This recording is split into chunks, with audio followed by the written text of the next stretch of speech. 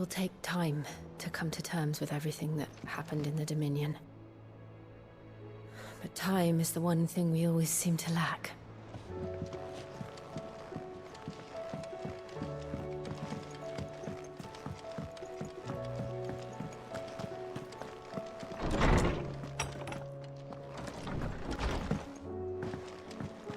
Did you see the pair that got pulled into time? Thanks for not leaving me in the Dominion. If you hadn't come back, I might still be stuck there. I told Nan we flew back on the Phoenix, but she walloped me for telling fibs. Can you tell her it was the truth, Clive?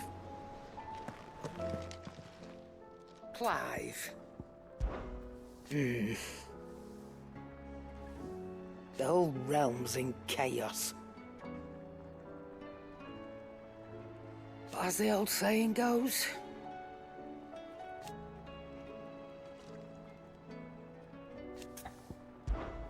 go on then.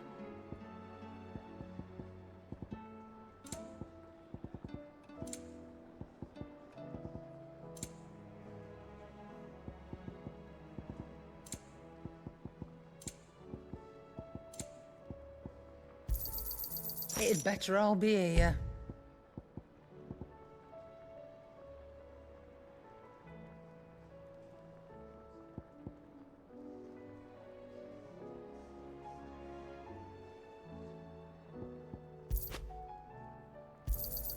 You'll not find a better price than that. Welcome back, Sid. Might be a mo.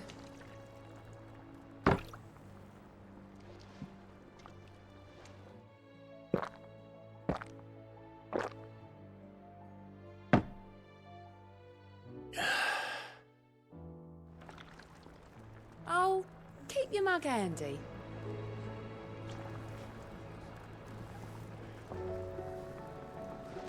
It seems the hideaway is lost.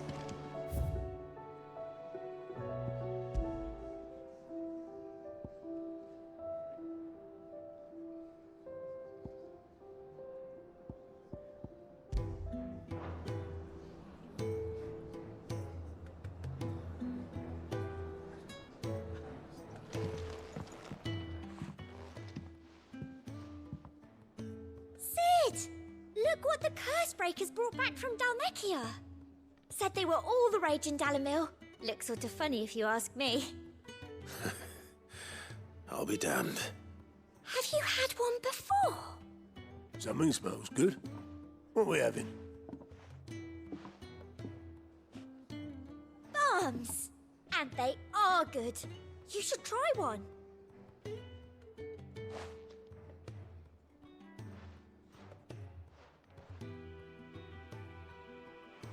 Eh? The bloody great hole in it. Who ate the rest? It's supposed to be hollow, silly. Haven't you ever seen Drake's Fang?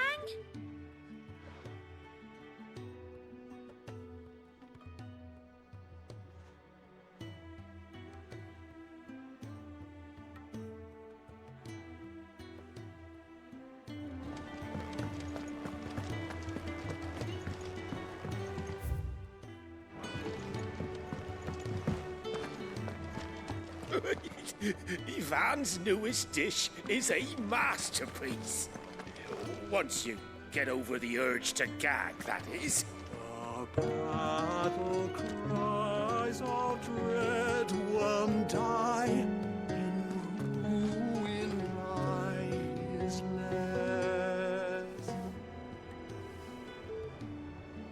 As shrinks the glim, so spirit still, unanswered.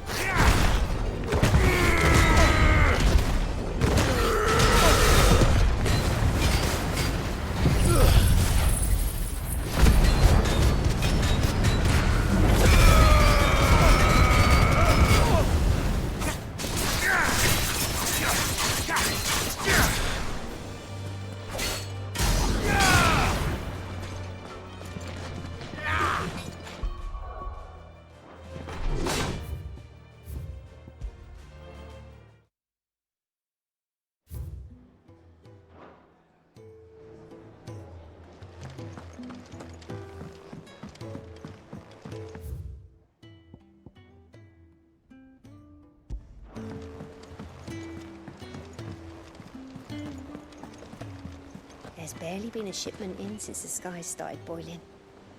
A few more days without a visit and we'll have to start eating the blankets.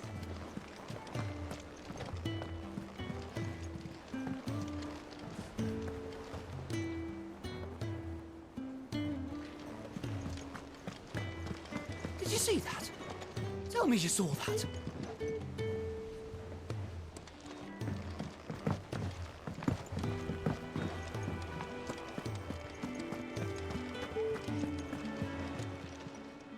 How may I help you today, Clive?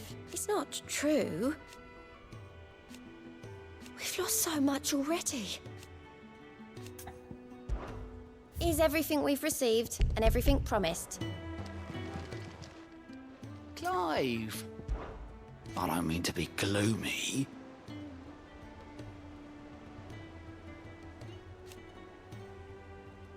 They need all the help they can get.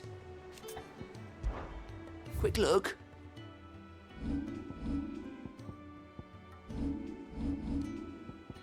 Think you can help?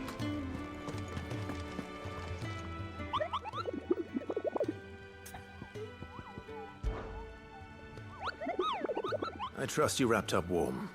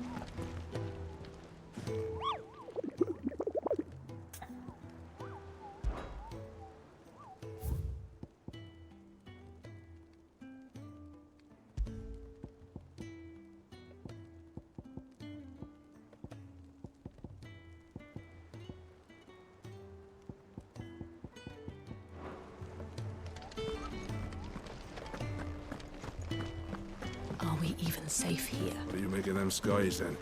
Yellow as what?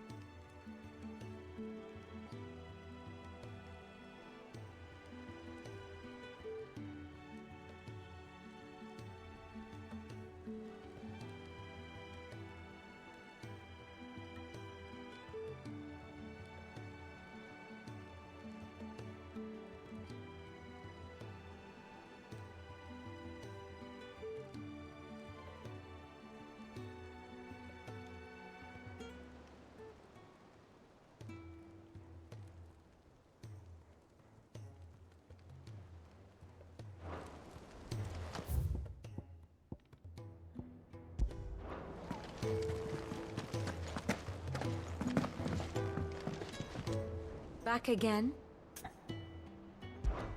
How may I help you today? I have the details here.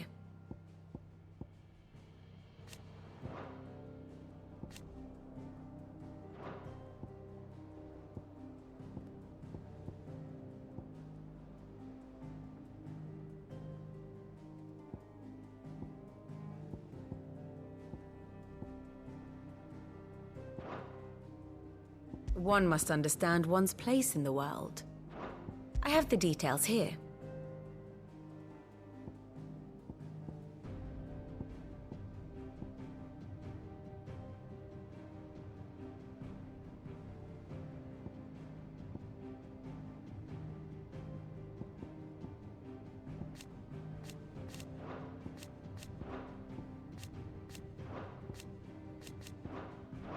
Study it well, Clive.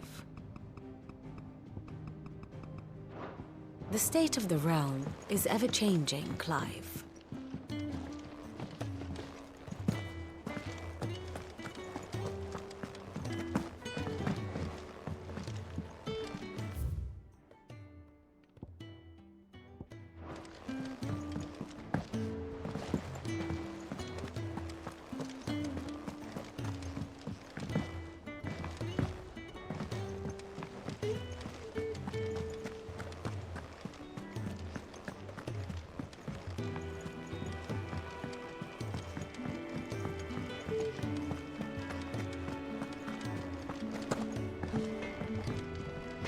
What do I owe the honor?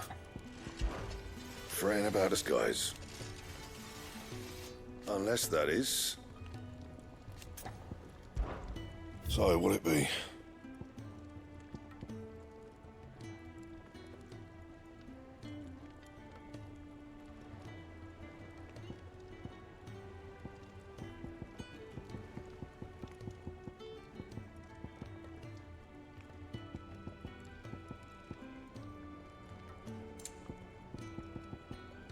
And how am I meant to do that then?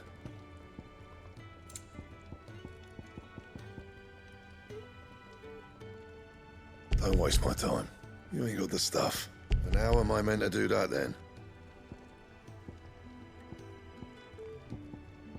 Don't waste my time. You ain't got the stuff.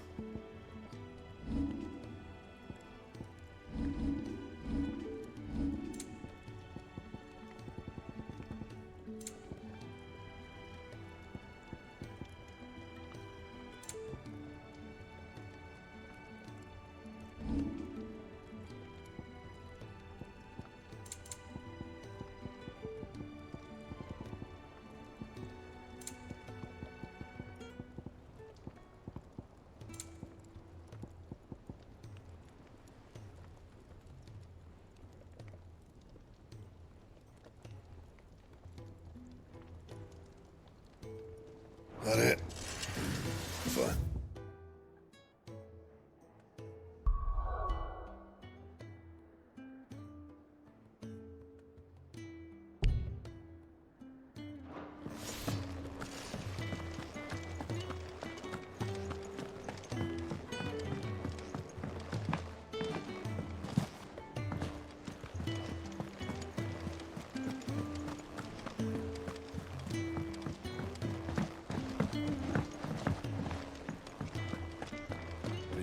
Skies then. Otto, how fares the realm? The realm? Oh, she's just fine. As long as you look past the fact storms out mother crystals and her skies are a roiling cesspit. And Gav? He's with your uncle in the Free Cities, helping Mid with her project. Sent an owl their way the moment the winds turned foul. Still waiting on a reply, though. Do you have any good news? Well, that depends on your definition of good.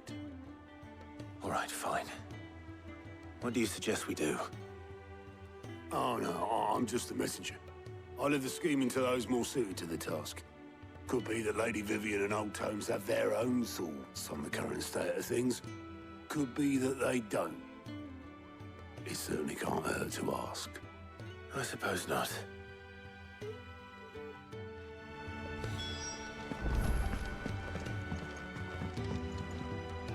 How is it that every one of your little excursions presages some inexplicable catastrophe? Not that you are to blame for the Dominion's fate. No one could have predicted the actions of the Crown Prince. I'm sorry I couldn't save your home. My countrymen are stronger than you think. A few toppled clock towers won't break their spirits. They'll be back on their feet in no time. I hope so. Look at us. Bluer than a pair of bog crabs. Tempting though it may be, sulking will not help us find a solution to this mess. You believe there's one to be found? I don't know. But I am certain we're more likely to find it if we first examine the facts.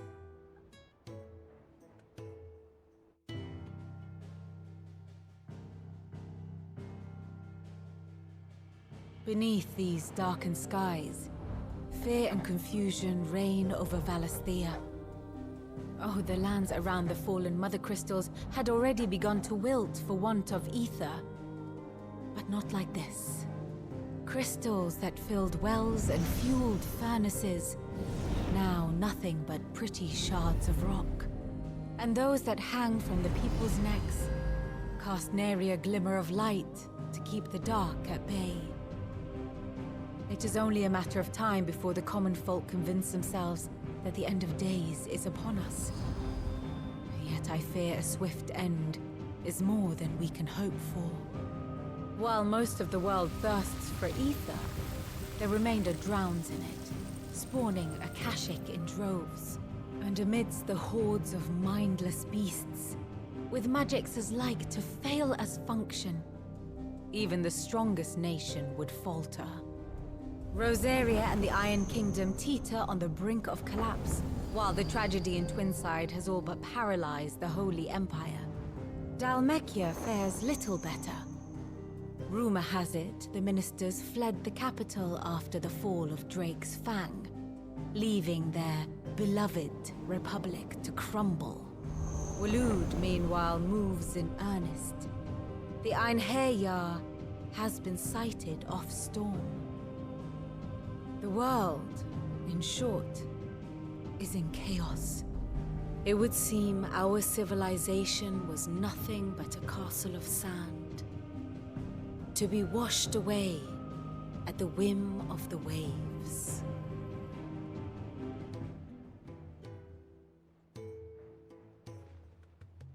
A castle of sand. Not my best flourish, but it seemed fitting. The reports I've received are considerably more blunt in their appraisal. Without the protection of their nations, it will fall to the people to defend themselves against those who would take what is theirs. Which is only ever going to end one way. Defending a farmhouse against a band of chocobo thieves is one thing, but pitchforks and palisades will do little to stall an army's advance. Should the King of Waloed deign to invade, there would be none to stop him. None but us.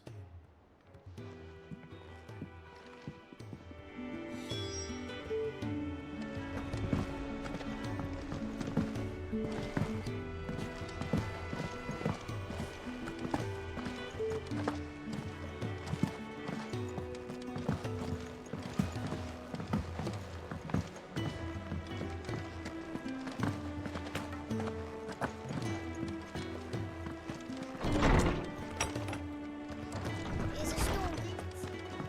Will there be thunder?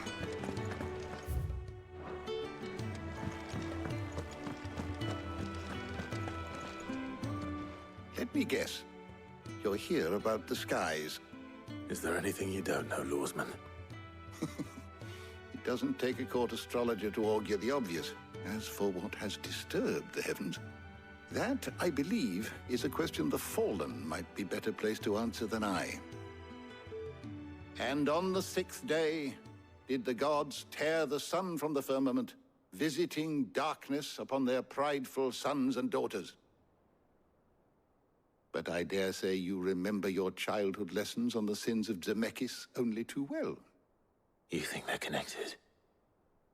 That Ultima was one of the gods responsible? Well, he has certainly exhibited powers that we mortals would associate with the divine. There is nothing divine about him. But he wouldn't be the first god of whom that could be said, now would he? Yet for all the fairy tales that tell of the sins, there is almost nothing in the way of actual historical accounts. Had I the Journal of Moss the Chronicler, I may have been able to tell you more, but alas, I fear all remaining copies have been lost to time. You will forgive me, I hope? Certainly not. Because there is nothing to forgive. Even without this journal, you've provided us ample wisdom. And we will always be grateful for it. Perhaps Otto will be more inclined to share his thoughts when he hears what the others had to say.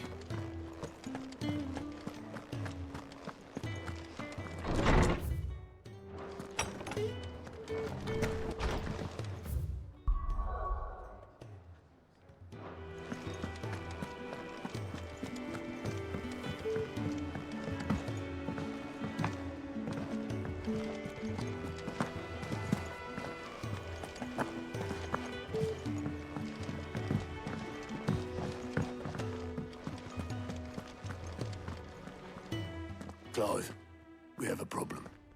Only one? That would be a first. It would. Actually, there are three. We had as many owls arrive while you were at the shelves. Martha's got a Kashik out her gates, and talk of monsters roaming the hills outside of Northreach has put the wind up Isabel and her lot. And don't forget Dalimil. Lubor says the village was raided by bandits. When it rains, it fucking pours. The curse breakers are spread thin, taking stock of the damage in the Dominion. And even if I could get word to all of them, I doubt they'd get here in time to make any real difference. Which means there's only two people who can. Jill and I. Let them know we're on our way.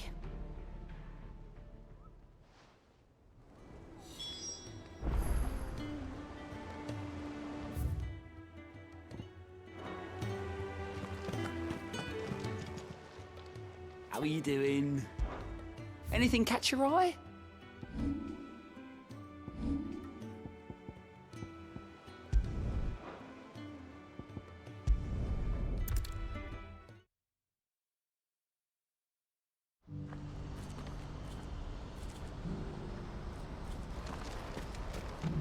Pardon me, but would you happen to be a fighter? That well-notched steel and impressive physique. I have need of a sword for hire, and yours looks to be a weapon well worth the coin. Might you be convinced to offer me the use of those formidable arms? How exactly do you intend to use them? Well, being something of a scholar of Zemeckis history, I wish to investigate the ruins near the city, and I require a rugged companion, lest I find myself waylaid by ne'er-do-wells or the beasts said to roam the area. Should you accept, you will not only earn yourself material wealth, but partake of the true treasure that awaits us there. The rich and storied history of Zemeckis. Well, were you ever party to a finer proposition? My arms are yours. Wonderful. Then come. We must away. But where are we going? Along the old Zemeckis Road. And from there, onward to discovery. Quickly! There is not a moment to lose. Wait. Good luck with your ne'er-do-wells.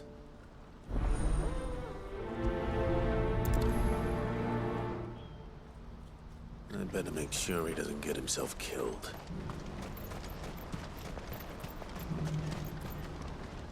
I see you've been of some assistance to Eloise. Perhaps you can extend me the same kindness? Perhaps. What would I be doing? Finding someone. You see, I've been having trouble with thieves, and despite the many pains I've taken, I can't stop them from rummaging through my packs. I was griping about my lot to a friend of mine a few days back, and he offered to track the culprits down. Now, Joseph's a sellsword, and a good one at that. But he's been gone days, and I'm beginning to fear the worst. Any idea where his search for the thieves might have taken him? The old Zemeckis Road, perhaps? He doubted they would be fool enough to linger here in Boklad. Joseph's lived a hard life. Made him grey long before his time. I just pray he hasn't been killed over a few sacks of grain. I can't imagine there are too many grey-haired sellswords around. Hopefully someone will have seen him.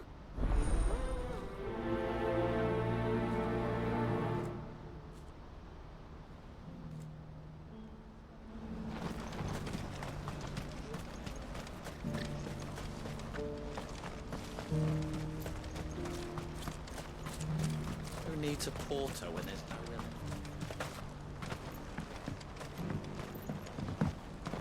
Do you have any fresh water? Now I just need to see about getting the word out to everyone. I want to know right away. Bad news. Good, actually. Something worth celebrating for a change. Only trouble is, the serving girl's still new to the job, so I can't leave her while I go and invite those I'd like to celebrate with. What exactly are you celebrating, if you don't mind me asking? I've come by a particularly fine bottle of red. A Gotan 66, no less. Gotan Rouge is the only good thing to have ever come out of the Empire. And most wouldn't part with a 66 if you held a knife to their throats. So I've heard. Oh, so you know of it then? Clearly you're a gentleman of taste. A gentleman who might sympathize with my predicament, perhaps? Would you pass the good news to a few friends of mine? I'll give you a little something for your time, of course. Sounds simple enough. So you'll do it? Marvelous. Thank you. You won't need to go far. All three of them should be right here in the market. There's Aldrich the porter, Milan the butcher, and Bolek, a guard over at the north gate. Three of the finest fellows in Boklad, if you ask me. Tell them to come to the tavern when they've finished for the day. Stop by again when you let them know, and I'll give you your little something. I'll be right back.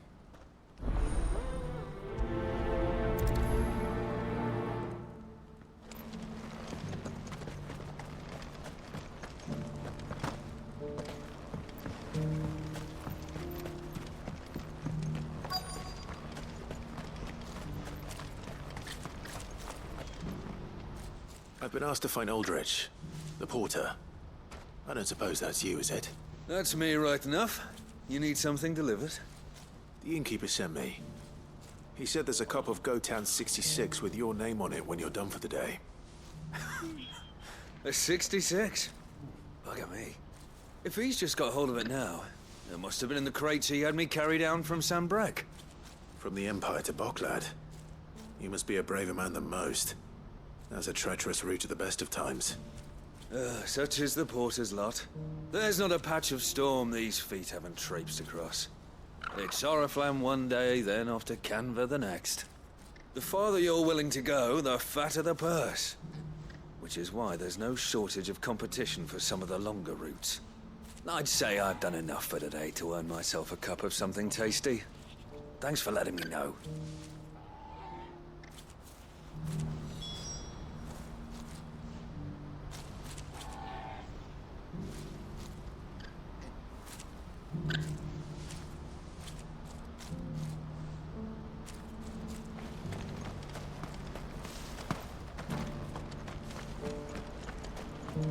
Whatever left poor Joseph Grey didn't leave him jaded. What I wouldn't give for a hot meal. When are they gonna let us through? What do you want? I've no coin on me. Just information. Has a sellsword passed through here? Grey hair. Now you mention it. There was a young man with salt in his mane sneaking around out there a while back. Which way did he go? How am I supposed to know? Buggered off down the road, I expect. Now why don't you do the same and leave me be?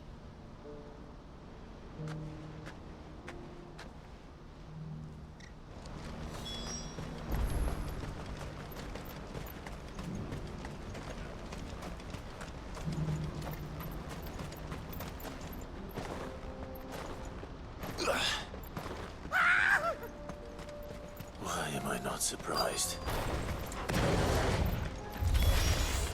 You'll have no real coin. No one's good for you.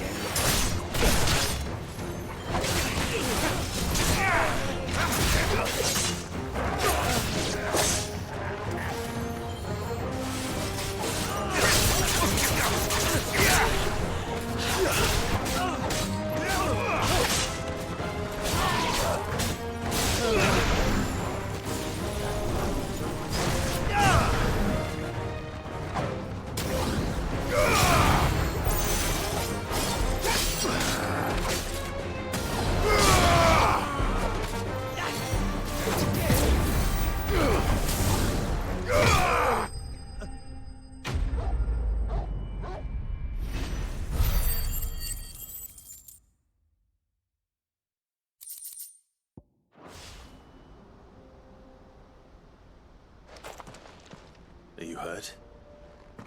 Happily not, good sir. Thanks to your timely intervention.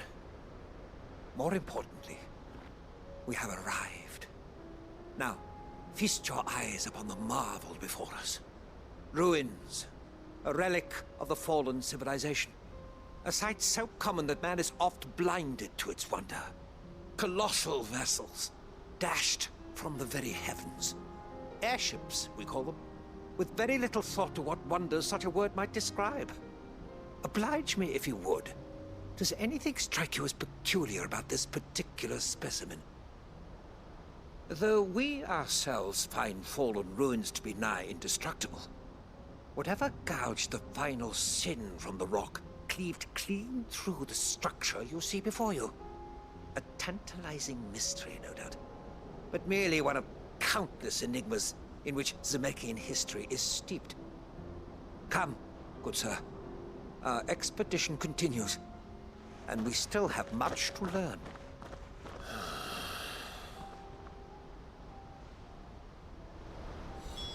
He's passionate. I'll give him that.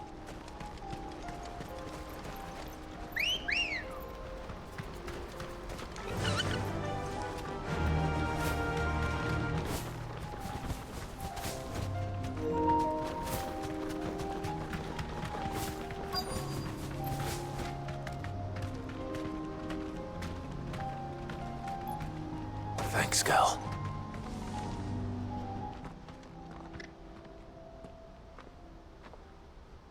We don't want any trouble. Neither do I. I'm looking for someone. A grey-haired mercenary. Well, we haven't seen him. Yes, we have. We saw him climbing up the rocks. Those ones, over there. Maybe he found his thieves. Mum won't let me near them. She said there's goblins up there, and that they eat little boys for dinner. Shush now. You've said quite enough already. I only told him what you said. I'd listen to your mother if I were you.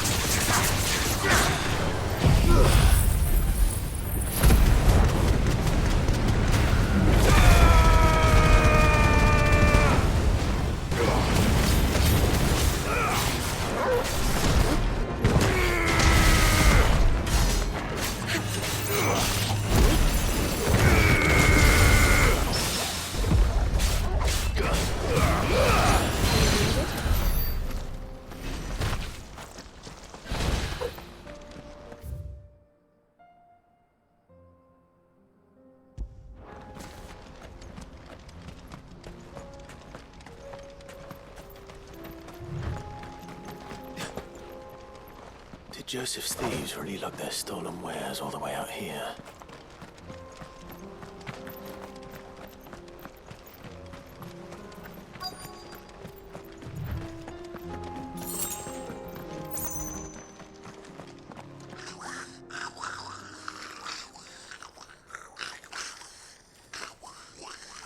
I think we've found our thieves. They don't look happy to see me.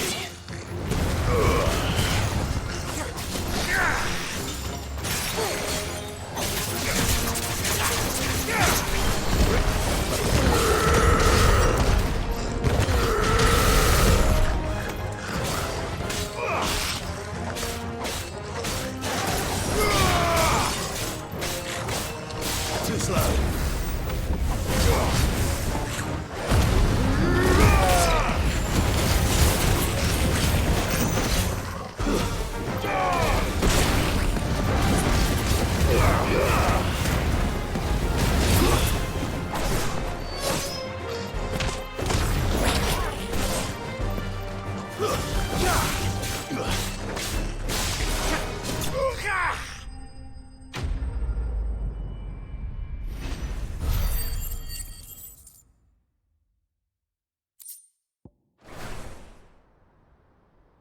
Let's get this over with.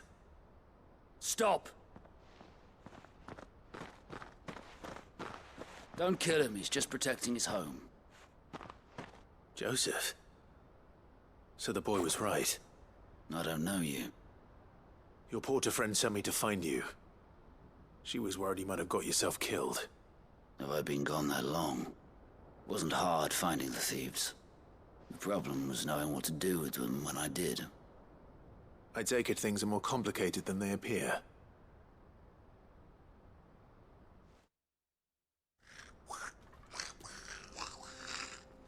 I'd all but ruled out bandits before I even left the market. You know why that is? Because our thieves had no interest in gold or gems, or anything they couldn't eat for that matter. Add to that the rumors of goblins in the area, and the mystery practically solved itself. I soon found their cozy little homestead, and all the missing food. I launched myself at them, full of righteous fury, but their leader was the only one who moved to meet me. The others, they huddled around that food, ready to die protecting it. They stole because it was that or starvation. I've been there myself, back when times were hard. So you spared them, and earned their trust into the bargain by the look of it. These goblins aren't native to the area. They don't know how to survive such barren lands, so I've been teaching them. And once they've learned to hunt and forage, they won't be fool enough to risk their necks in Boklad. I'm impressed. I didn't know goblins could be reasoned with. Do me a favor. Let the porter know I'm safe. I'll head back to the market once my work here is done. Oh, and don't mention the goblins. I don't want people coming here brandishing pitchforks. Not now this lot have sworn off thieving. Your secret's safe with me. I appreciate it. Thank you.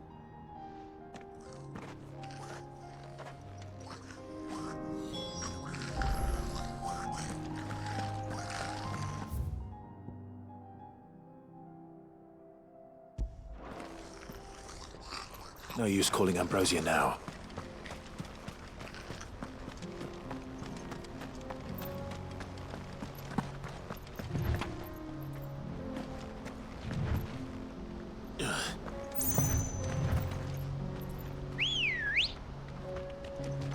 Ready, go?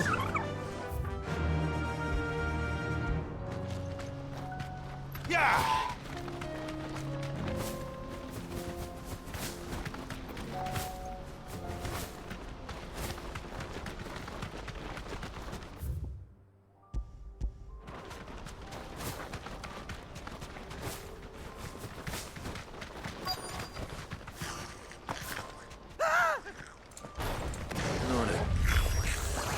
All right then. Who's first?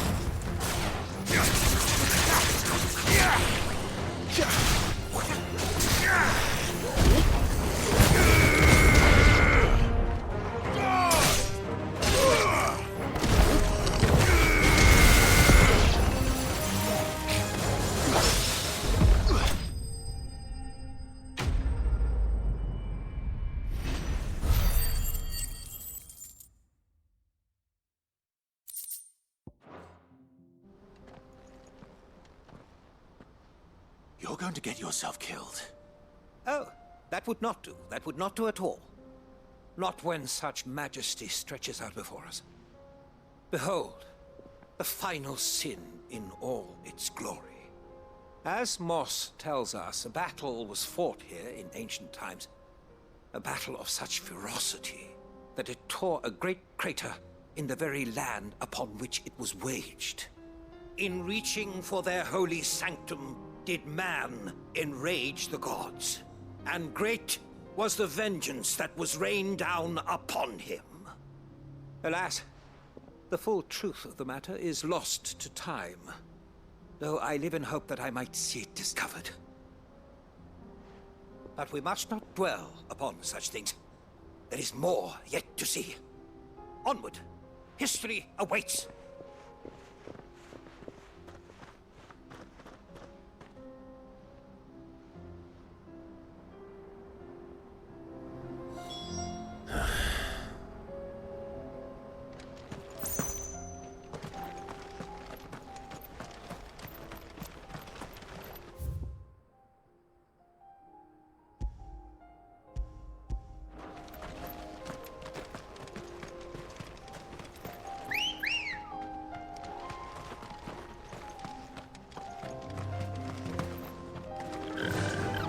Fly, Ambrosia.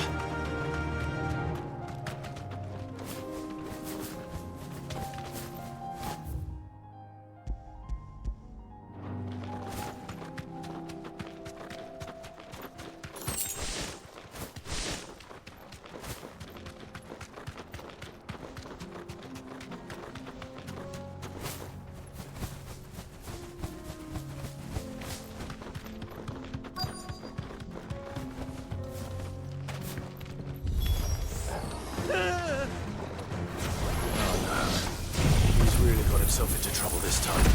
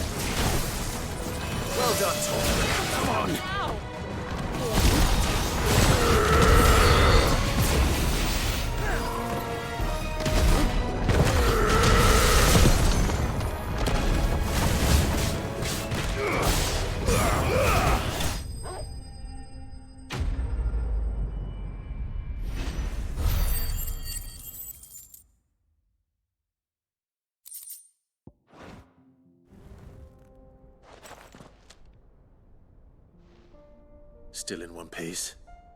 It would seem so. Once more I am in your debt. And once more you impress me with your prowess. These were no ordinary foes, but ones we in the field call echoes. Though Moss the Chronicler concurs with the legends in attributing the fall of Zemeckis to a wrath wrought upon mankind by the gods, he offers little in the way of explanation. Could the ruins we see before us here, in all their elaborate beauty, perhaps suggest an answer? Could the construction of such miraculous edifices have been considered an encroachment upon the province of the divine? Alas, all is mere speculation. But one day, perhaps, I will learn the truth. Not if you keep running headfirst into trouble. You are right, of course. And not only have you plucked me repeatedly from the jaws of death, you have proven yourself a willing audience to my ramblings. Glad to help, but didn't you say you came here to investigate something? I fear I may have rather overstated the case on that front. In truth, a captive ear was all I really desired. You see, even my fellow scholars have grown somewhat weary of my musings of late. And so I came upon the idea of purchasing a companion. A captive audience, if you will. That's what this was all about. I am afraid so. And now, my good man, it is high time we returned whence we came. Fine. Just don't go running off this time.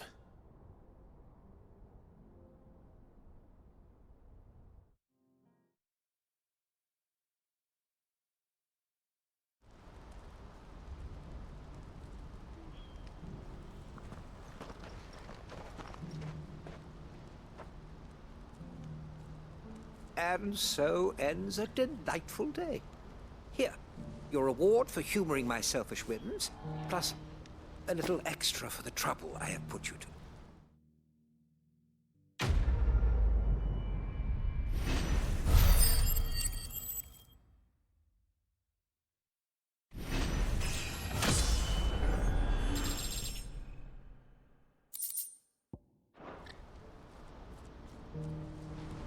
Truly, knowledge is a gift all the greater when shared. Thank you once again.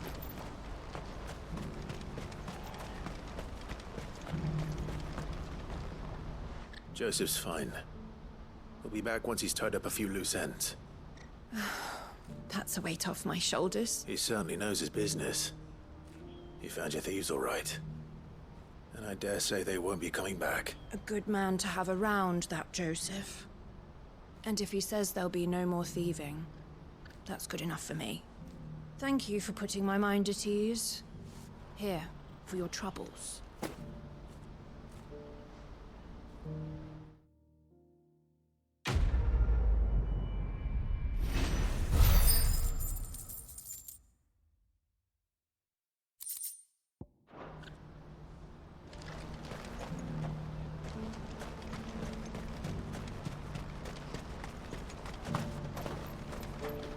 What's happened?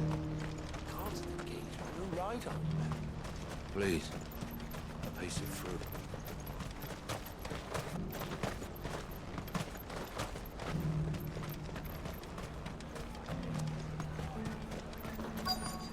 Oh, it's you. Pears Hey, next time you see Goots, tell him we won't go back to stealing. Marcel's keeping us too busy to even think about it. The crystals we used to keep them cool on the journey. I haven't sold anything in days.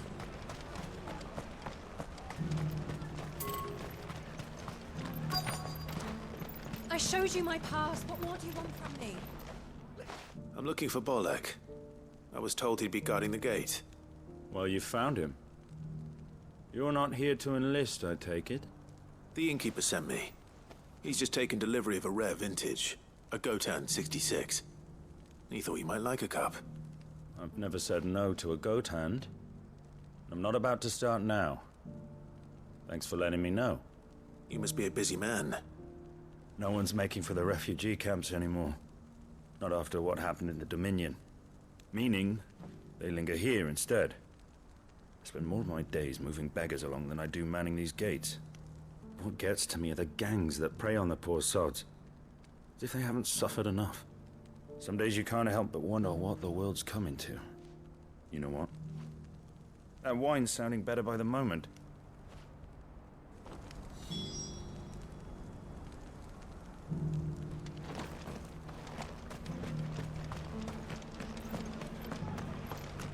You've raised the price.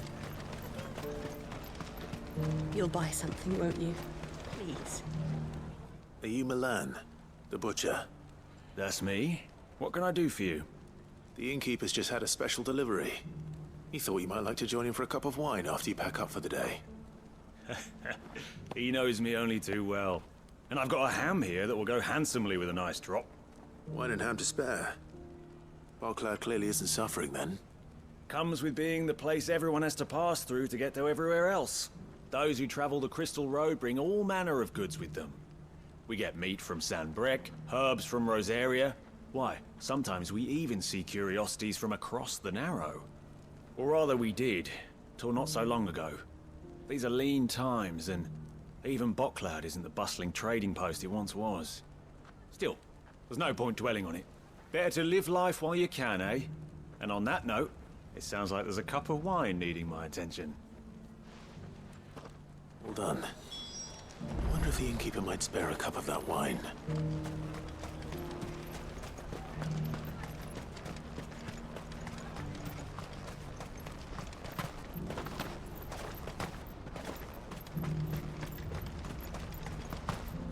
Please, I'll pace it through.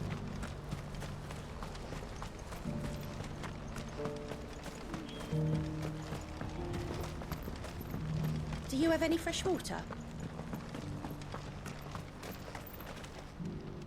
I spoke to your friends. They'll be along soon. That's fantastic news. Thank you kindly. It's been a while since we all sat down together. And the way I see it, that wine is as much theirs as it is my own. How so? Well, I wouldn't be serving anything but slops without Aldrich to go and fetch the good stuff for me. And then there's Milan, who always sends customers my way. And Bolek, an even-handed keeper of the peace, if ever there was one. Those three are the backbone of Barclad, Lose any one of them, and the market would soon fall apart. And without the market, I wouldn't have a single customer. I'd say that's worth a bottle of 66, wouldn't you? And more besides. Everyone needs a shoulder to lean on. Be they world-weary innkeepers or brooding swordsmen. Right. I'd better prepare for my guest's arrival. I hear you had me carrying a bottle of Gotan 66. If I'd have known, I would have sold the thing and lived like a lord. I'll settle for a cup, though, if you're in a sharing mood. A Gotan 66. Just as well I had something special of my own set aside. A bottle between the four of us might not be enough to drown our sorrows, but it can't hurt. Here they are, the free pillars of Boklad. Sit yourselves down, gentlemen. The woes of the world may be monstrous in many, but there's nothing like a few good friends to keep the misery at bay. Never a truer word spoken.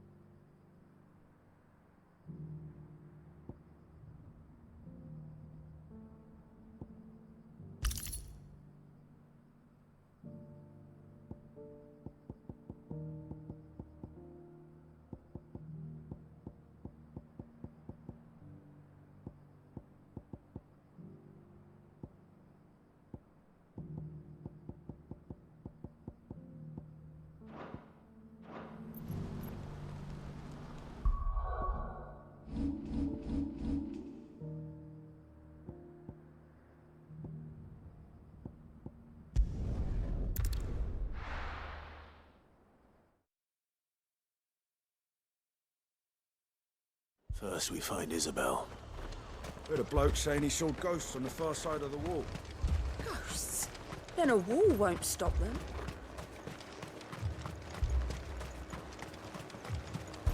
I saw it with my own eyes. Whole of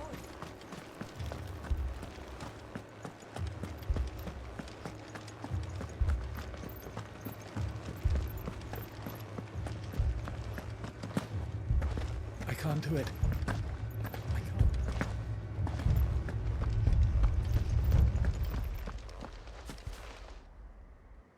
My lord. Milady. We received the dame's message. There have been sightings of strange creatures, I understand. With the blue eyes. Yes. Like a Kashik, but different. They've taken so many. I've lost count. Akashic, but different. Ultimus thralls. And what of your mistress? Is she here? Oh, no. She went to the garrison to ask what they were planning on doing about all this. Then we'll look for her there.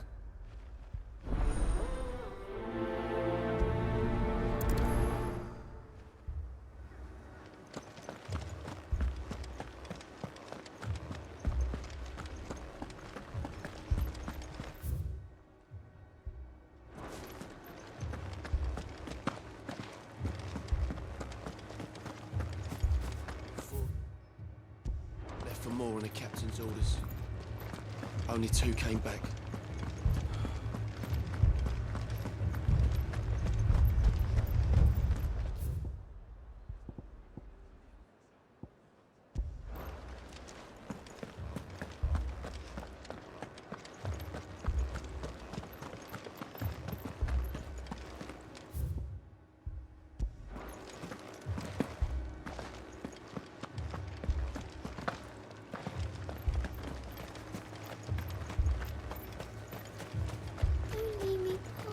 Madame, please! Half the garrison's been slaughtered by those things. We lost the captain this very morning. We've tried requesting reinforcements, but there's been no word from the capital or the Dominion in days! What more would you have us do? I would have you do your duty. Those at the Vale look to me for protection. And protect them I shall, because they are my charges and that is my duty. In case you have forgotten, the people of this town are your charges. But more than that, they are your people. Your sisters, your brothers, your lovers. So you have a choice. Lay down your sword and watch as they are slaughtered, or take it up and do what is right. She speaks the truth, you know. This here, it's all we have. It's all that's left. What we have left is our lives! Do you really want us to lose them as well? Not if we don't have to. Look, there's a cask under the captain's bunk. Let's talk about this over a drink, eh? I'm listening. I'll have a word with him.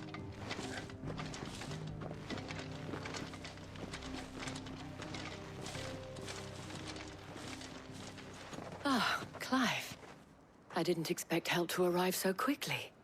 And sought to take matters into my own hands. It was a noble effort, but I thought you might still need some support. How like you to consider my needs.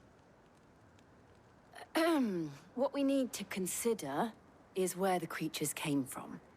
The way the survivors speak of them, one would think they appeared out of thin air. And perhaps they did. It's hard to know what to believe these days. We'll talk to the survivors.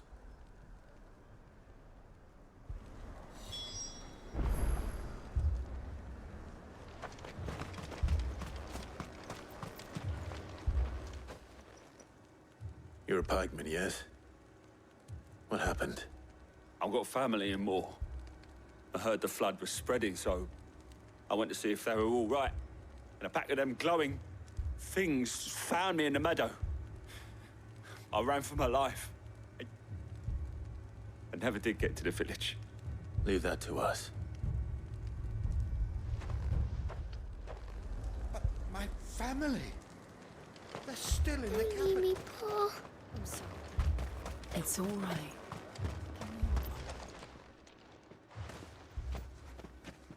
Did you see the creatures that attacked you? Creatures? Yeah, They came out of nowhere. They went for Joseph first, then me, and then they were just gone. Do you remember where you were? On the road from Oriflamme. We just passed Moor when... Where's my Joseph? It's all right. Just rest now. At least we have an idea of where the thralls might be now. We should head for more.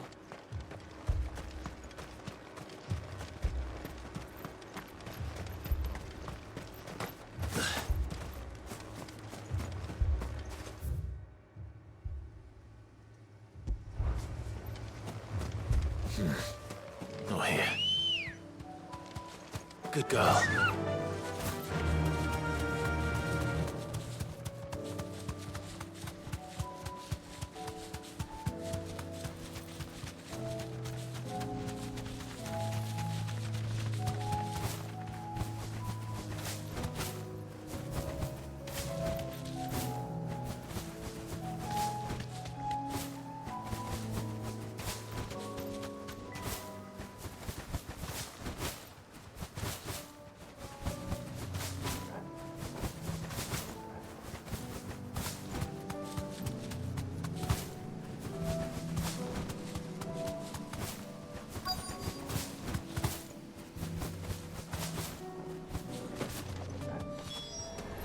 Clive, look! I see them. With me!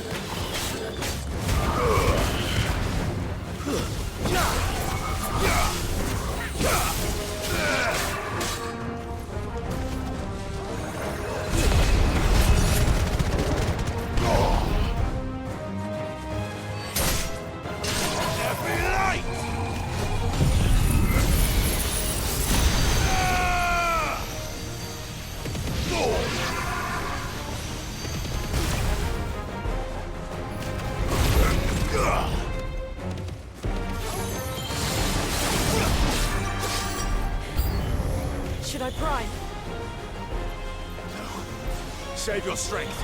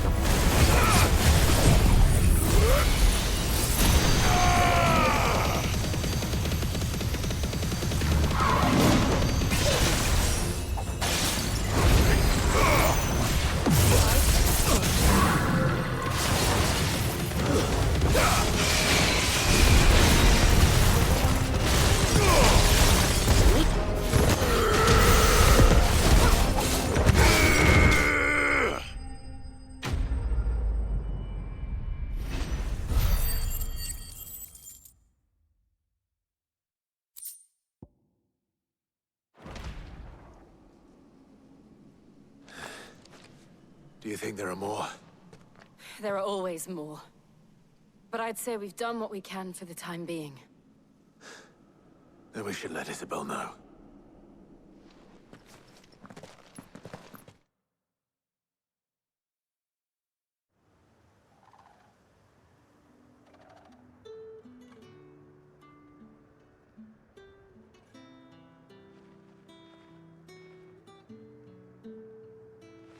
You have the town's thanks. Don't thank us yet. There will be more. Many more. And you'll need to be ready for them. Oh, we shall. Isn't that right, Captain? Yes, milady. The garrison will be ready. Philippe here has convinced most of the men to remain at their posts. For now, at least. Hearing that the Dane would look kindly on any man who committed himself to the task certainly didn't hurt. It's not the most selfless of motives, I'll admit. But whatever it takes, eh? Now me, I never needed convincing. I became a soldier to protect the people I love. And the people I love include the ones standing before me. Handsome and chivalrous. Now, if you don't mind, I have sentries to post. Milady.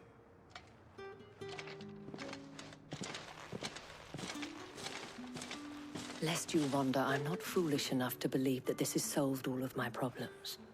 But it has solved one, and that's one fewer than I had this morning.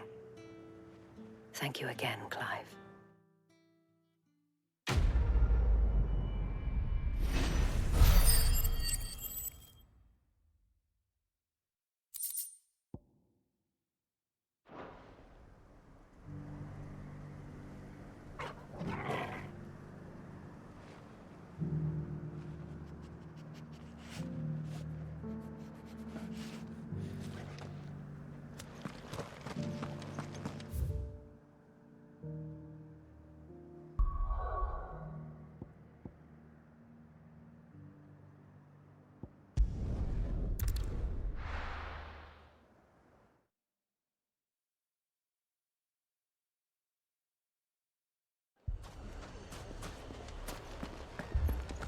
Fucking thieving! If you're wondering why Dalamil's in such a sorry state, you can blame the bandits. Them and the mercenaries who are guarding the gates. Though I can hardly fault them for running. Fighting would have meant death.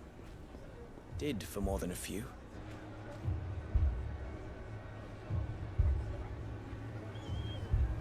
Oh, I'm ruined. My shop. If I had my pickaxe, I would have... Oh, my finest pieces. All that. What's that Brandon doing all on his own? Here you are. I suppose I told you to go and hide in the inn. I tried, but they were everywhere.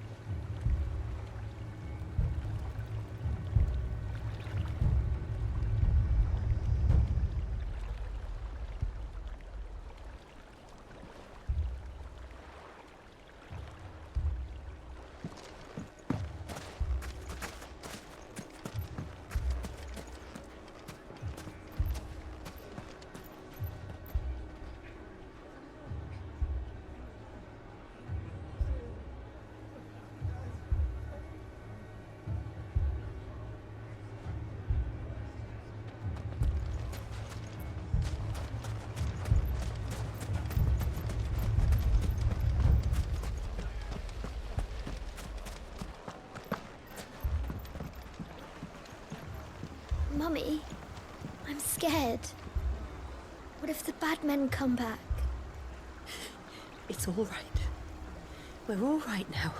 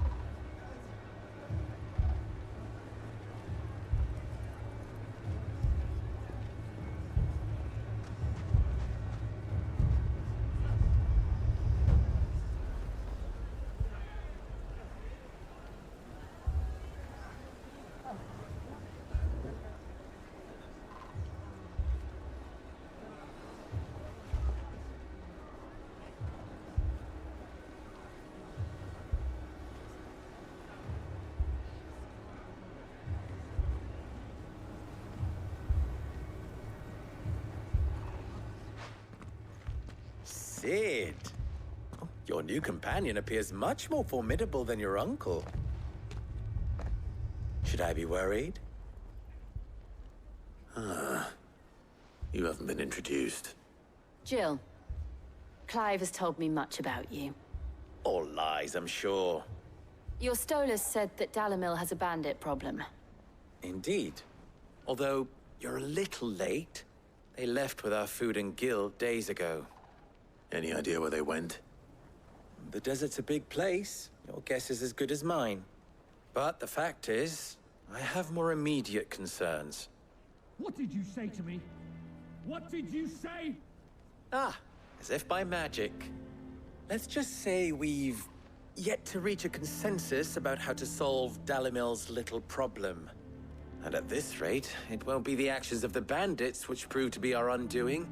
It will be our own. I've tried reasoning with the dissenting parties, but even the Desert Hare has limits. Perhaps we could talk to them. What makes you think they'll listen to us? What makes you think they won't? She makes a fair point, Sid. And you won't have wasted much of your precious time if you fail. They're just across the courtyard.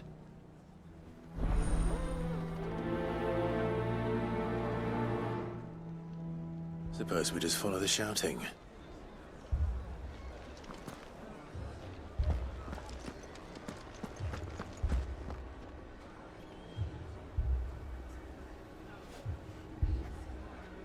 If you're wondering why Dalamil's in such a sorry state, you can blame the bandits. Why would anyone do such a thing?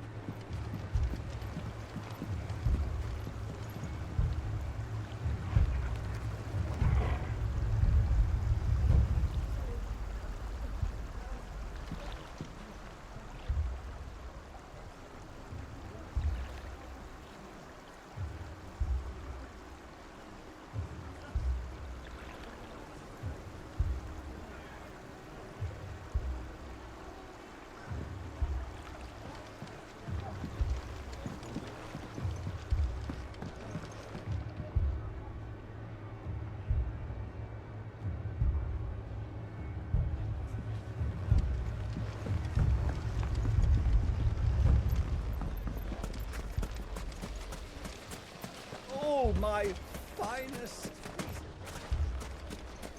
What's that Brandon doing all on his own? Here you are. Master. I thought I told you to go and hide in the inn. I tried, but they were everywhere. I was so scared.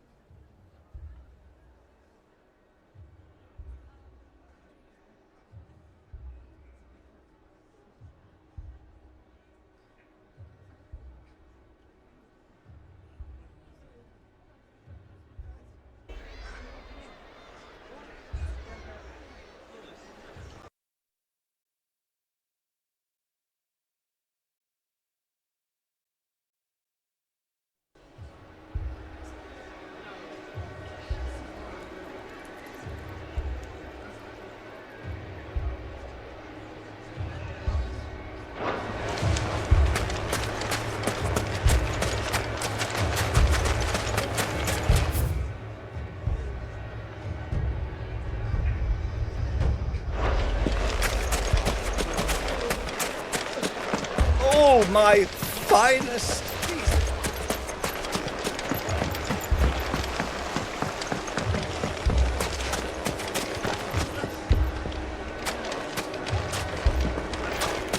Oh, I'm ruined. If you're wondering why Dalimil's in such a sorry state, you can blame the bandits. Them and the mercenaries who are guarding the gates. Though I can hardly fault them for running. Fighting would have meant death. Did for more than a few. Fucking thieving bastards! It's as if life hadn't been hard enough round here since the Fang fell.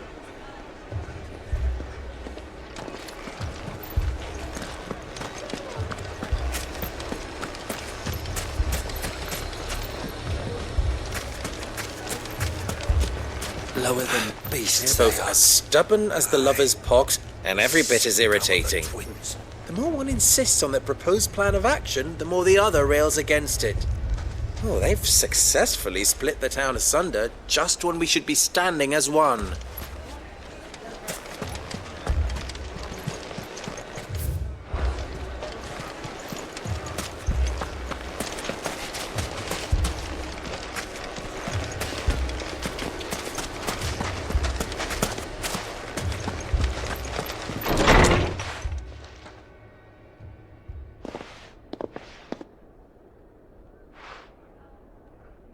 You wouldn't talk like that if it had been your men whose throats were slit. Blood for blood, it's the only way. We hire mercenaries and have them mount the bandits' heads on our walls as a lesson to the rest. And what happens when those mercenaries are slaughtered like your men? Are you going to hire more? We're better off using that coin to buy food and supplies. If we hire mercenaries, the only thing we're buying is the bandits' ire. And you cannot fill empty bellies with that. Do you hear me? But what happens when they come back? Maybe it'll be your throat that's slit. That's enough. Both of you. Any more of this and I'll throw you out myself. Come back when you're ready to talk like adults.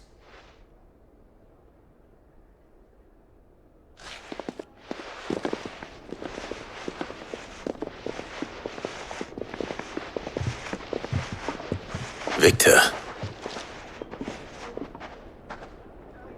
What's he doing here? Sid. And Lady Jill. What brings you here? I was about to ask you the same thing. Costness is in chaos, and the markets have all but ceased to operate.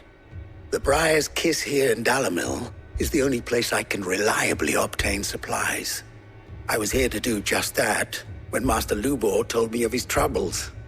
He thought I might be able to talk some sense into these fools. But if you're here, I suppose his patience must be waning. Who are those people?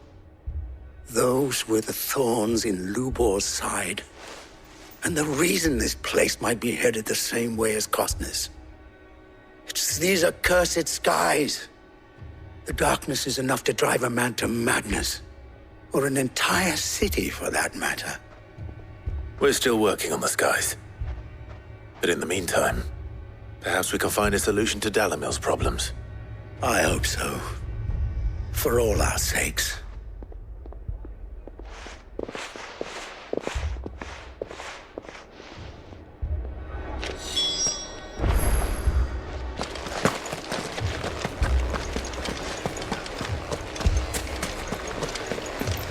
Poor bastard.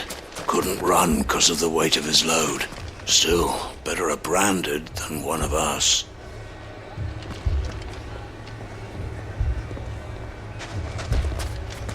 Fucking thieving bastards. So, you see my predicament? What I saw was a room full of people who were angry and afraid. And with good reason by the sound of it.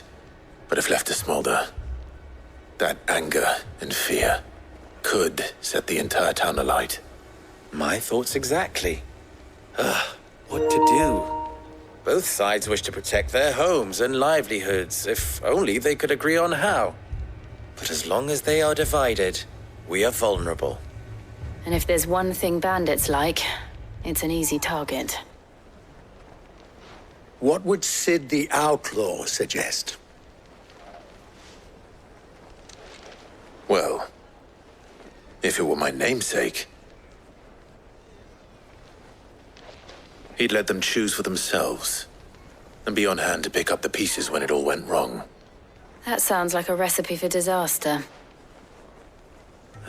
A recipe for disaster is precisely what it is.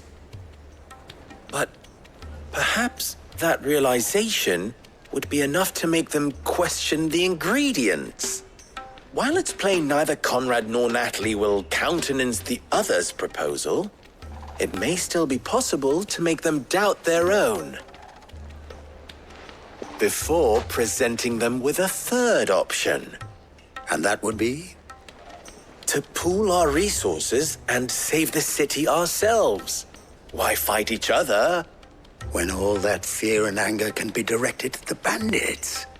It appears we have a plan of action. Victor, pay Conrad a visit. See if you can't convince him of his folly. I'll speak with Natalie. As you wish. Your faces are not well known in this town. That may prove useful. Don't worry, Victor and I will do most of the talking. You need only play along. Play along? What he means to say is yes.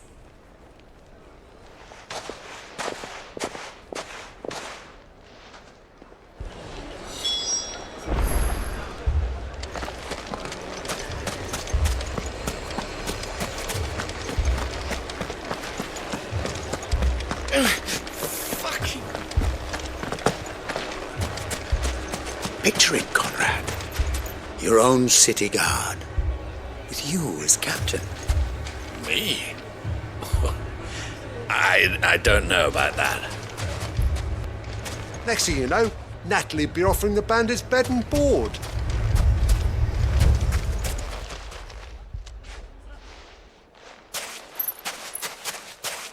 Ah, here she is. The Lady of the Spear herself. Conrad, may I introduce you to Jane? commander of the Red Wings, the oldest mercenary guild in the Free Cities. A pleasure, my lady. The pleasure is all mine. As I told you, I summoned the commander here from Canver to inquire about a contract. Victor says you told him no. That there aren't any men left to hire. Is that true? True as the crystals cracked. Nobles came and claimed every last one worth his salt. And not just from us Red Wings. You know of the 7 high houses. There must be 2 swords assigned each one. Granted, we have a few boys left. If it's boys you're looking for. Well, Conrad, are you saying that Dalamel's finest cannot defend this town better than a gaggle of unblooded striplings? That a band of beardless youths could better avenge the deaths of your brave men than you yourselves? Absolutely not. We'll show those bastards who they're dealing with.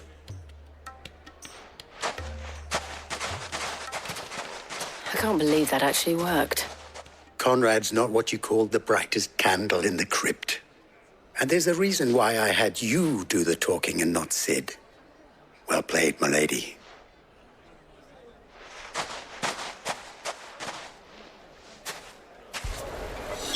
Then let us band together and show these brutes that Dalimil is not to be trifled with. I wonder if Conrad has the right of it. We always called on sellswords and the men of the rock to guard our gates before. We don't have enough blades to arm everyone, nor enough physicers to heal the injured. I don't know if we can do this alone.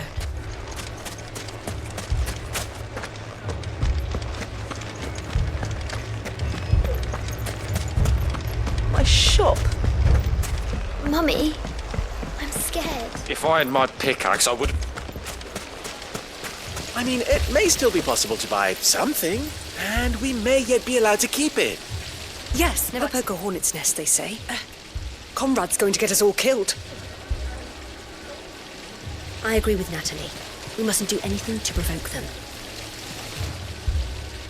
Ah, here he is now. Natalie, allow me to introduce Lord Underhill of Randalar's prestigious League of Merchants. Lord Underhill. At your service. Underhill? I was just telling the good lady of our conversation, my lord, and how you were lamenting the state of the capital's stores. Lubor says that not only are the granaries almost empty, but that war and the Blight mean this season's harvest won't be enough to fill them for winter. Indeed, certainly that is the case. The nobles in the capital are buying up the city's stocks of barley and wine, driving the prices higher than most commoners can afford. It is only a matter of time before the peasants revolt. It is worse than I thought. If what Lord Underhill says is true, I fear we have little hope of supplementing our stores, meager though they regrettably are. And while I applaud your endeavors to dissuade our more bellicose citizens from seeking vengeance, I sense Conrad is not wrong in his assessment of the bandits' likely return. Which means that now, more than ever, we will need to secure what little we still have. Food, weapons, herbs, everything. If our humble town is to endure not only this hardship, but those that are certain to follow, we must stand united. All right. If it will help to protect my home, I'll do it. But you needn't have gone through this charade.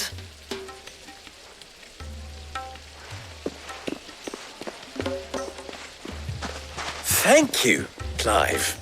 Your performance was nothing if not workmanlike. She saw right through it. I didn't say it was good, merely that it produced the desired effect. Now, my scouts should be returning shortly. Meet me back at the Briar's Kiss, and we shall see what we face.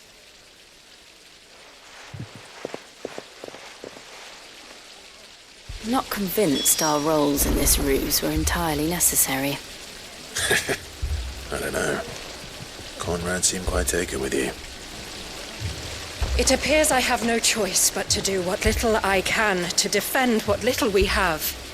But I would not see any unnecessary blood spilt. We need a plan. There's truly no chance for us to restock our supplies. That's it then. We shall have to do this the hard way.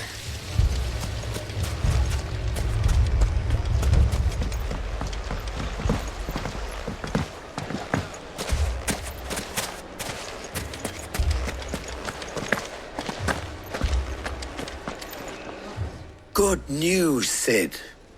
Both Conrad and Natalie have somewhat gracefully accepted their new roles. With time, they may even learn to. Time no longer appears to be the luxury it was before lunch. I take it your scouts found the bandits. Technically, it would be the bandits who found my scouts. It appears they march for Dalimil as we speak. All of them. You're not serious. They don't just want food, they want the whole damn town.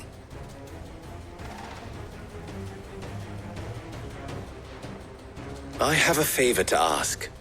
I'm told the bandits march in 2 groups, one from the south and one from the desert, in a move doubtless intended to stretch our already gossamer-thin defenses.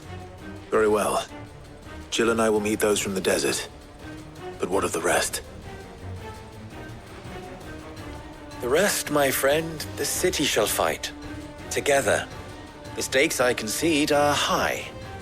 But if this does not unite Dalimil, nothing will. That is a lot of faith to put into those who had their hands around each other's throats but a moment ago. Then it will be for us to see that their hands are kept occupied. And I do mean us.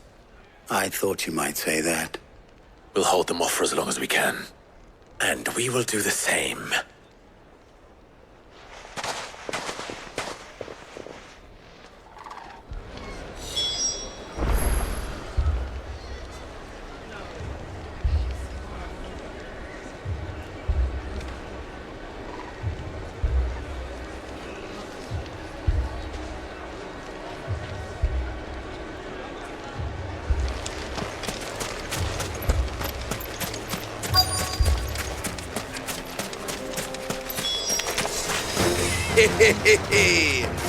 The women folk have come to welcome us. I'll take that one.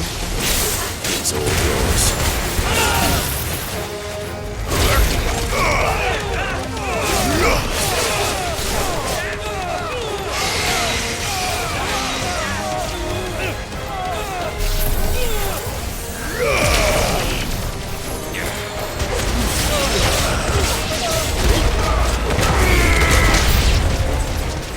To overwhelm us.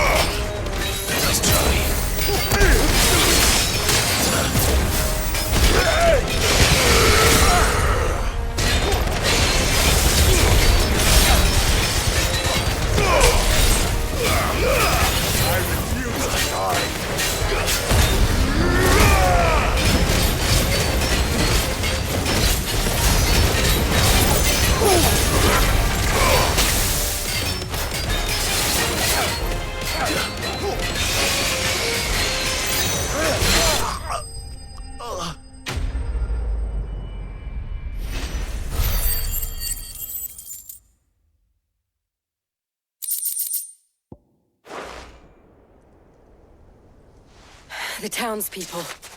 Could they have held out?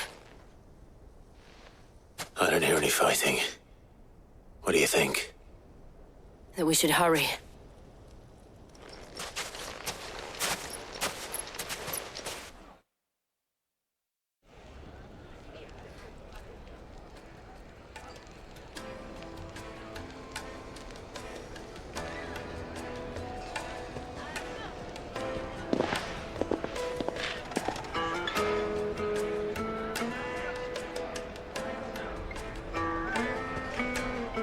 Natalie, I owe you an apology. You did well out there. The inn would have been lost had you not held the line. Without you, there would have been no line to hold. You saved us, Conrad. You saved Dalimil. We all saved Dalimil.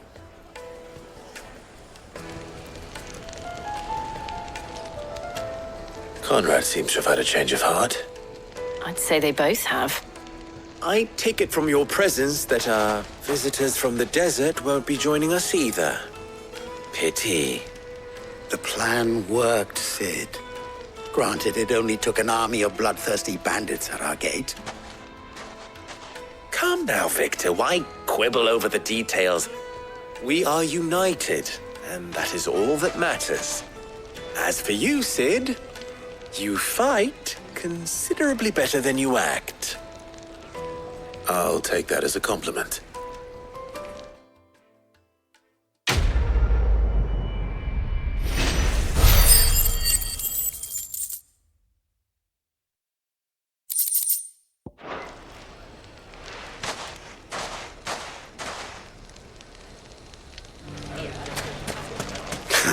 Now, if I could only convince the people of Costness to work together.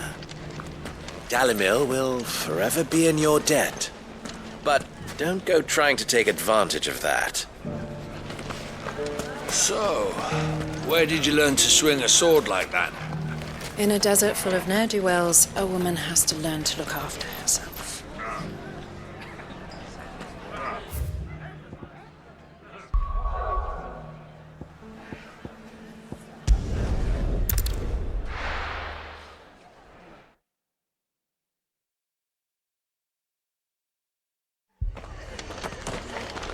The Akashic attacked us out of the blue, and there's no telling when they might be back.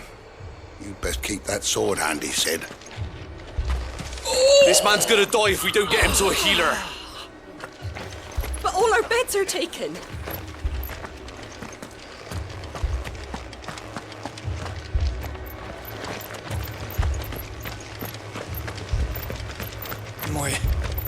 My brothers. Are they? Shh, don't try to talk.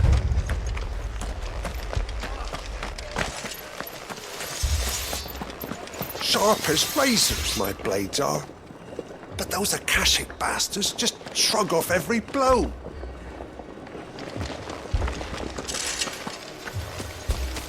Mad dogs. The law of them.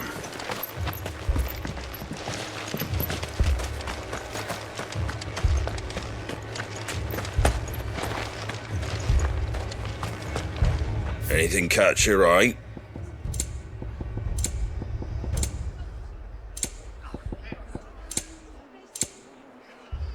Take care out there, eh?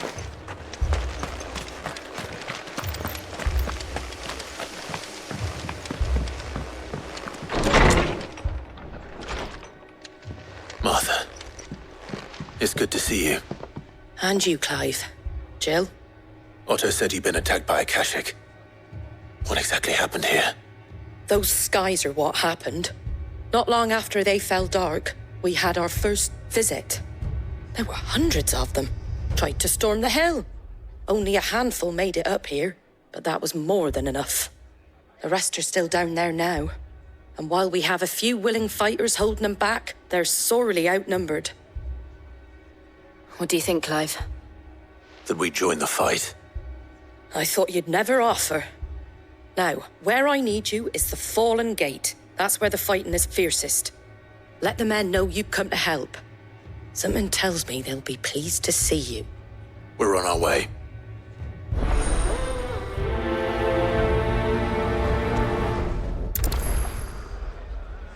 Do you think there are as many as Martha says? More.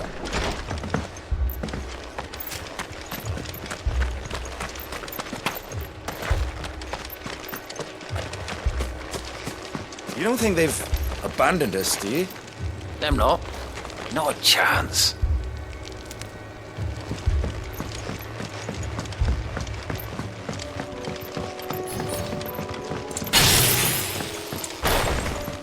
The barricades we've set up around the town won't hold the Akashic back for long.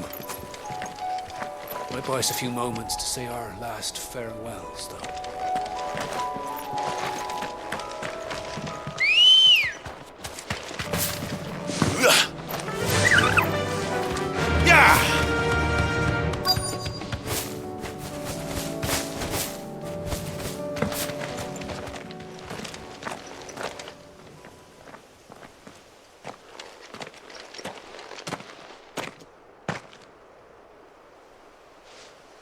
Clive, wounded.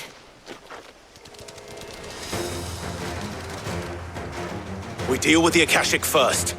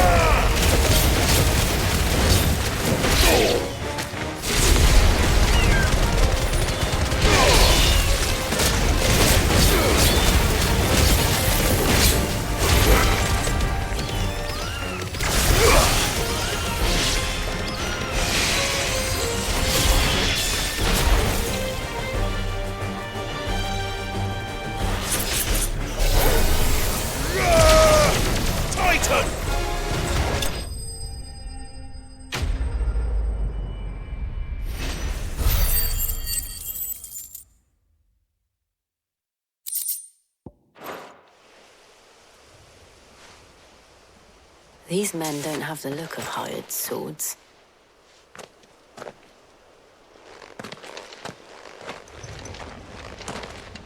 If you've come to rob this place, You are mistaken, my Lord Rosfield. We're here by Madame Martha's leave. how do you know my name? Forgive me, my lord. There wasn't time for introductions. We're with the Guardians of the Flame. Wade's men? But how did you come to be here? Where is your commander? Sir Wade left earlier with a scouting party to find out where the Akashic were coming from. Did he? Take your wounded back to the inn. Martha will see you're looked after. We'll join you anon.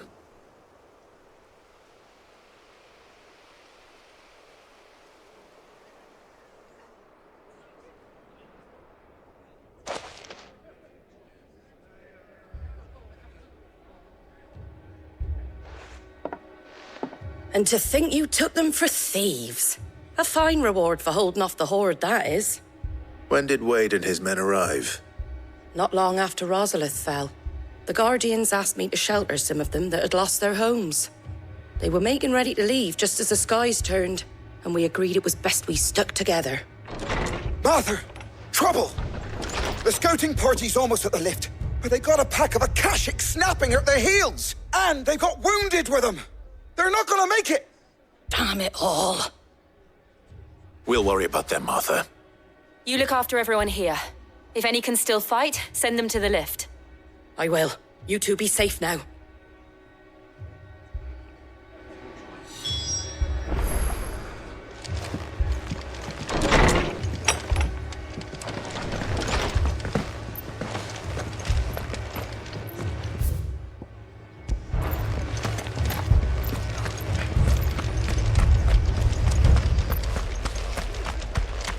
Mad dogs.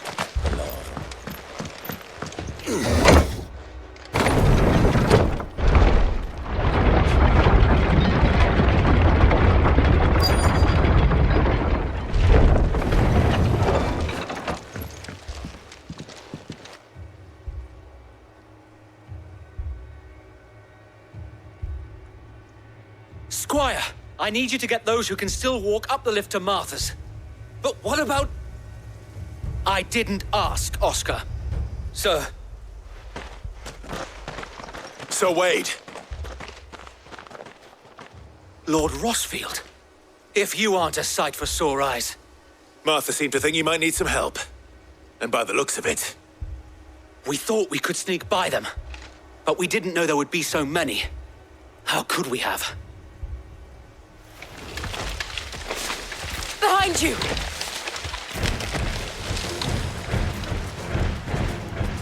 Damn it! We need to get the injured to safety. Do you think we can hold them off? We can certainly try. Are you with us, Sir Wade? Always. Then let's do our duty.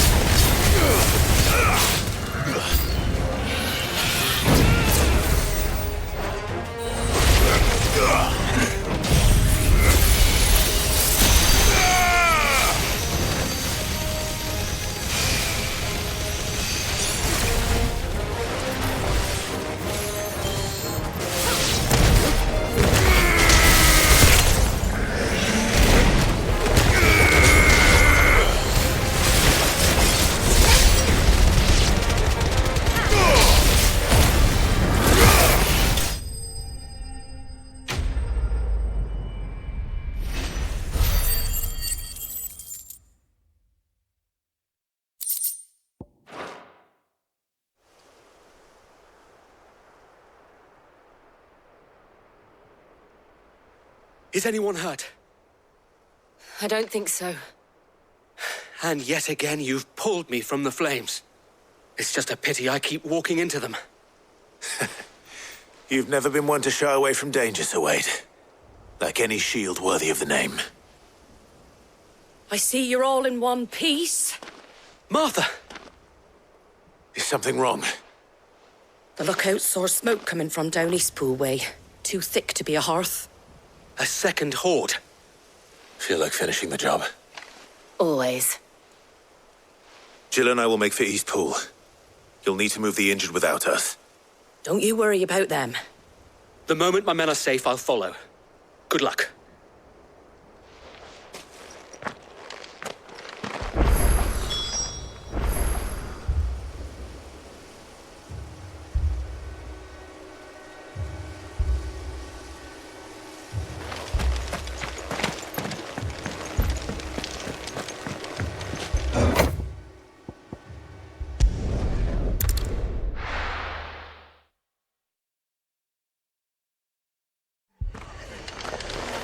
The Akashic attacked us out of the blue, and there's no telling when they might be back.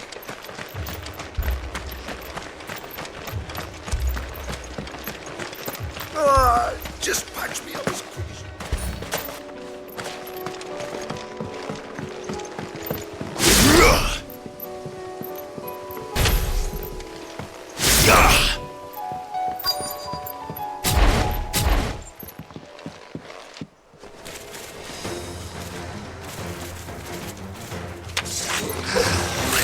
They're headed for the rest.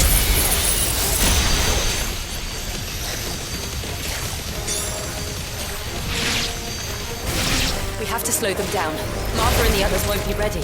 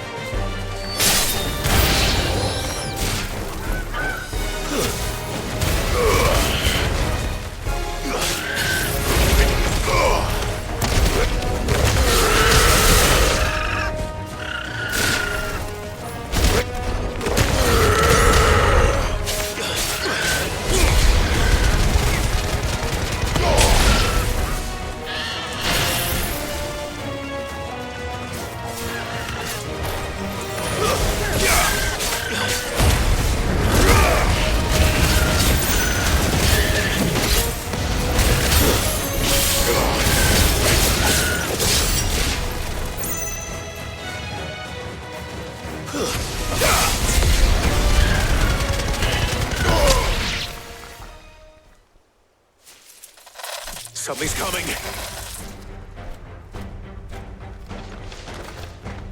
Apologies, my lord. Did I miss anything? Only the first round, so wait. Shall we?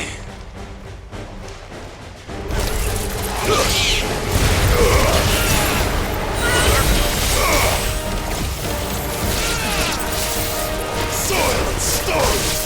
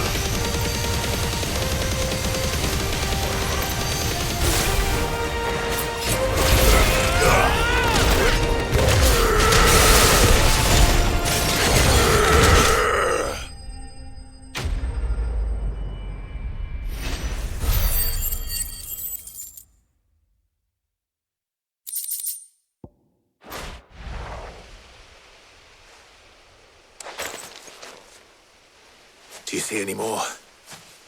No. I think that was the last of them. But it won't be long before the next lot arrive. Then we make for Martha's while we can.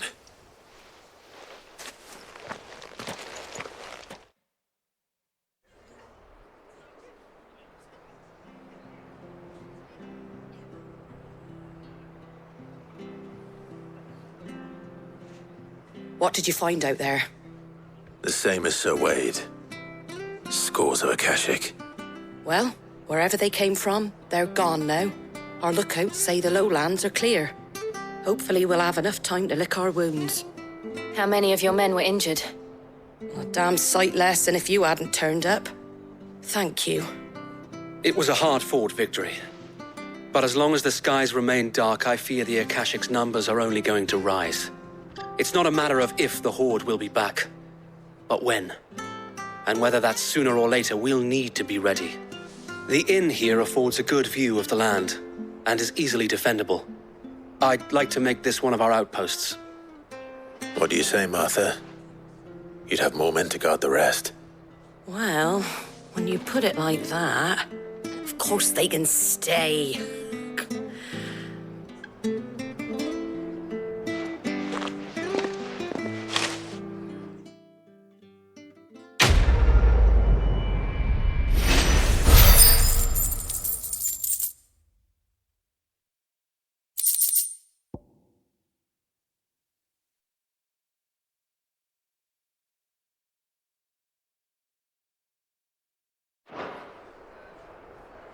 My lord, there's someone I'd like you to meet. Oscar, over here.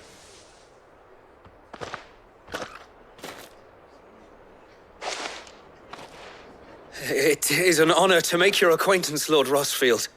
I am Oscar. Oscar of House Murdoch. Murdoch? I wasn't aware the Lord Commander had children. Oh, he didn't. But his brother, my father, did. I am Sir Rodney's nephew. Well, go on then. It's not for me to ask him. Yes, Sir Wade.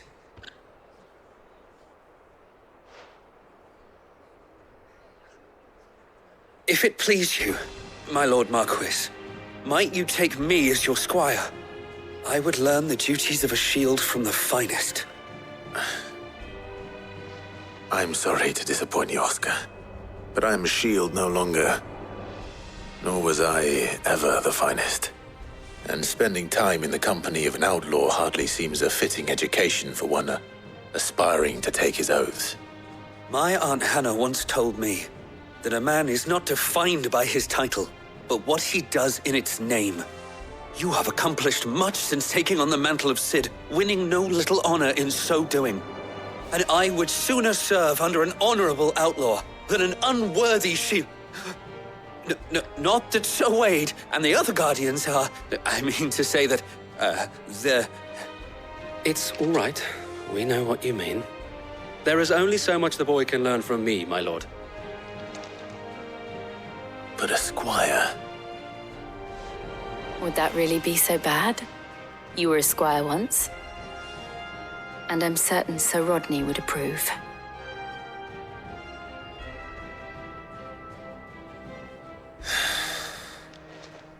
Know that I'll show you as much leniency as your uncle showed me.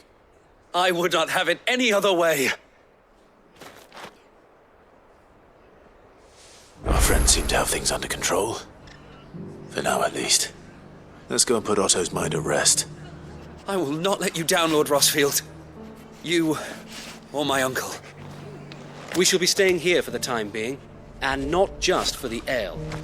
I'll have one of my men escort Oscar to Benimir once he's said his farewells.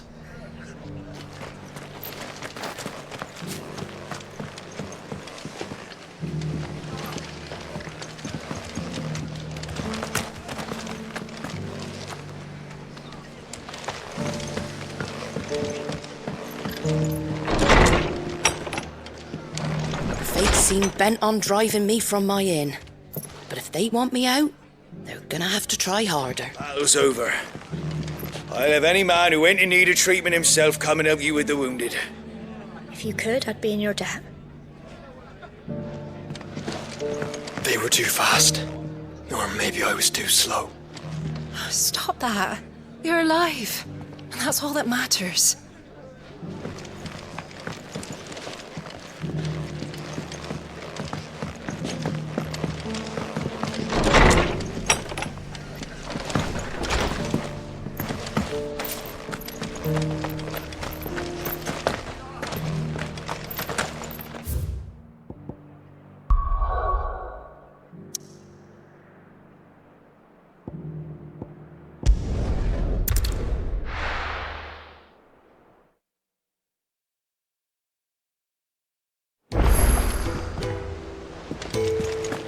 I'd be happy to tell Otto everything that happened. But I know he appreciates it when you spare him the time. Did you see that?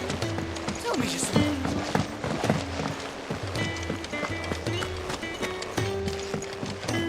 What will it be today? I cannot claim.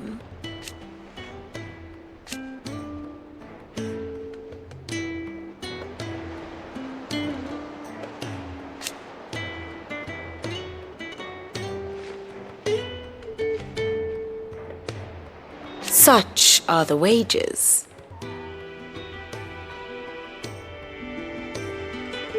Ironic, then.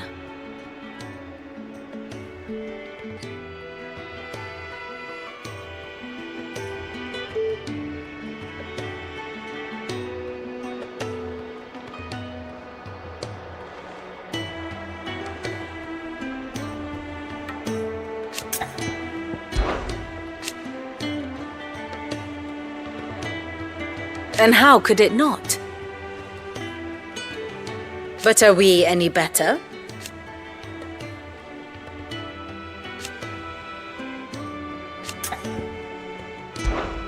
How may I help you today?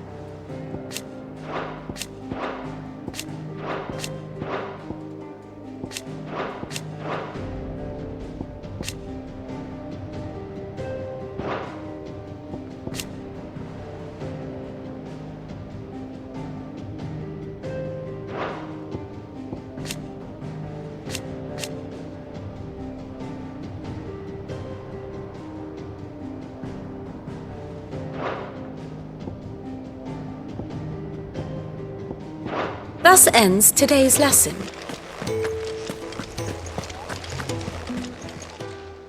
Oh, I wasn't expecting you back so soon. Your benefactors are a generous lot. You earned this. All done? Fancy a look at the list, do you? Quick look. Think you can help?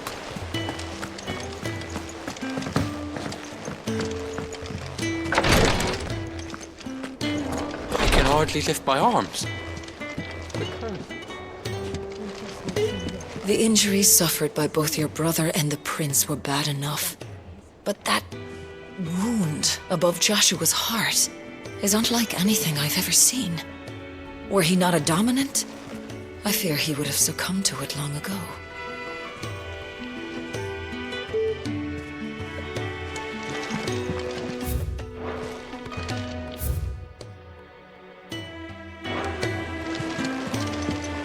The injuries suffered by both your brother and the prince were bad enough.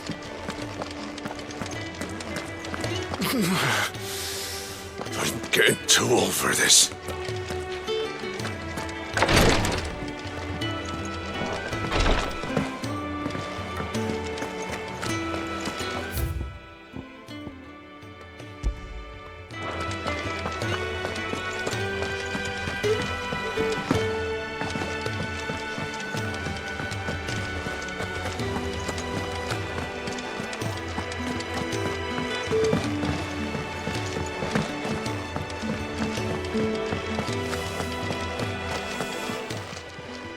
Still alive, are you? Coin purse weighing you down? You're rubbing me blind, you know. Did you see the pair that pulled into time?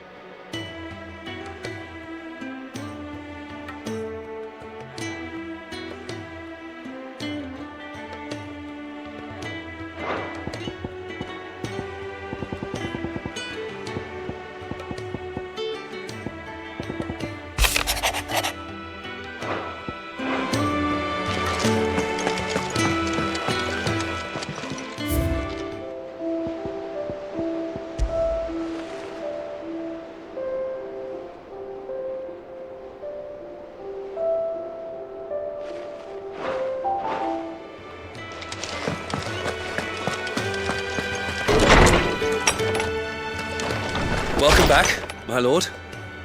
I only just arrived myself. No one seemed to know where I should go, so I thought I'd guard your chambers until instructed otherwise.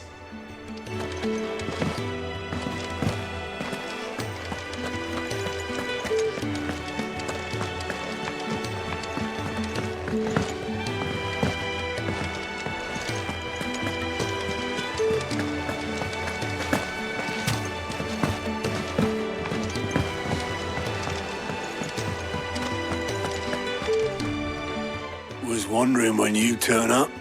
Had owls from all our friends thanking you for your timely intervention. How is it you always manage to arrive at just the right moment? Luck, I suppose. Any word on the rest of the realm? Let's see. Storm's still crying out for mother crystals. The nations are still in chaos. And the skies are still the colour of a kick in the kidneys 2 days on. So... Right. Clive, we knew this was going to happen. Well, not the bleeding skies part, but you take my point.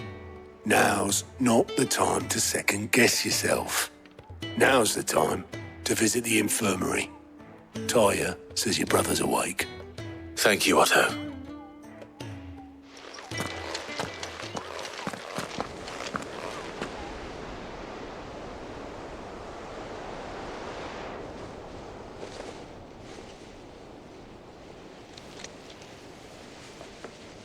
So it was not Sylvester, but Olivier who served as Ultima's puppet.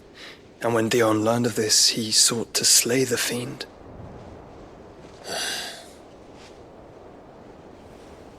Only for his father to take the spear that would have freed him. Enough to drive a man to madness. Small wonder he hasn't stirred. I would be afraid to wake. Had I but reached out to him sooner, warned him of the threat Ultima posed. But now, both an empire and her prince lie broken. Joshua, what do you know of Ultima?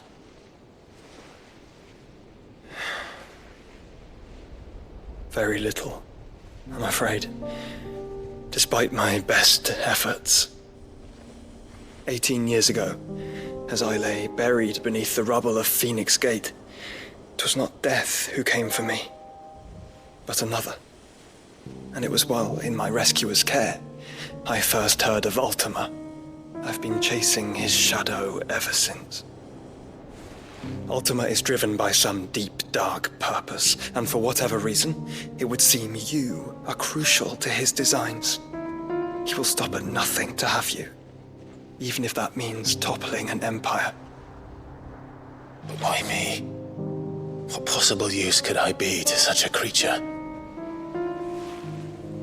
That is one of many answers that have eluded me. Yet, I am certain of this. It is not mere chance. You were chosen for a reason. All dominants carry within them the might of an icon. Nigh limitless power that is at once acutely limited. I wield fire, and only fire. And I only ice. 8 wardens for 8 elements. But you, Clive. You are different. You're special. Your abilities begin with the flames of Ifrit. But they do not end there. The fact Ifrit can even exist goes against everything we thought we knew of dominance. Perhaps Ultima has been waiting for one such as you, whose potential is truly limitless. I've encountered that thing several times now. If it or he, as you say, needs me, why hasn't he claimed me as he did the boy? Were I to hazard a guess, I'd say the two of you are somehow incompatible. His mind not properly attuned to your body. His mind? Mind, awareness, spirit, call it what you wish. But I believe Ultima to be an embodiment of the concept. This is why I struggle and fail to contain him here inside me. I'm sorry. Inside you. With every setting sun, I feel my strength wane. And though the Phoenix's flames mend the prison I have made for Ultima, they do so at a cost.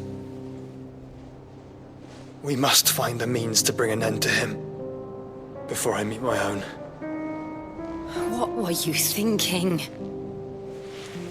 It was that or let him take Clive. And I've always had a soft spot for my brother. But that doesn't mean you should sacrifice yourself to save me.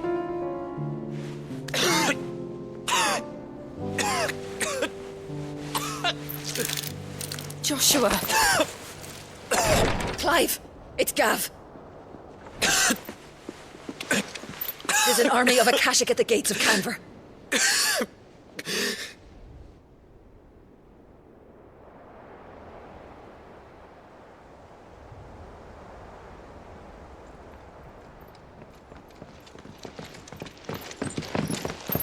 Well, what's the short of it? Tyre told you.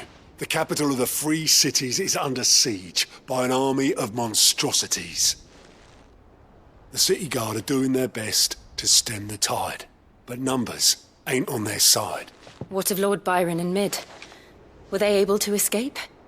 No, but they're all right for now. They're hiding with Gav at midship. We have to get them out of there. And we shall. Otto, prepare a Stolas. Tell Gav to stay exactly where he is. Understood. Vivian, what's the swiftest route to the Free Cities? That sounds like a question for the map. Look here. This road, through Tabor, should provide the least trouble. Good. What a coincidence. Tabor is exactly where I'm bound. Joshua, bed is where you should be bound. You don't think I told him the exact same thing? Were Tyre not such a talented healer, I would surely have been inclined to agree. But, thanks to her ministrations, I feel I may safely rejoin my attendant, who was to wait for me in Tabor if we became separated. All right, we travel together. Clive. If he stays close to me, he'll be fine. Thank you, brother. I'll look after him.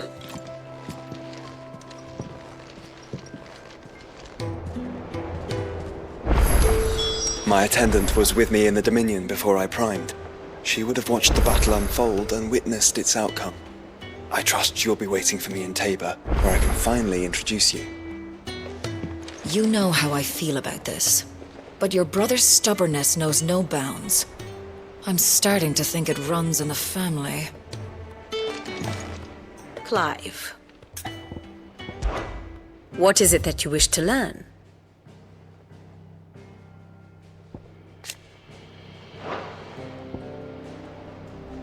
Very good.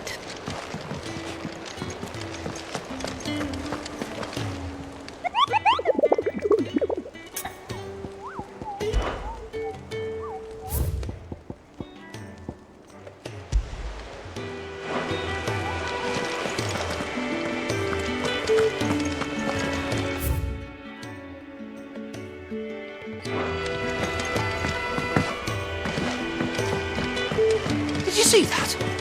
Tell me you saw that.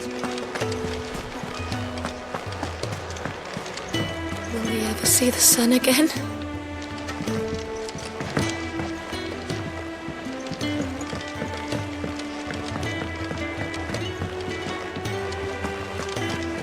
It seems the hideaway is lost. Blasted!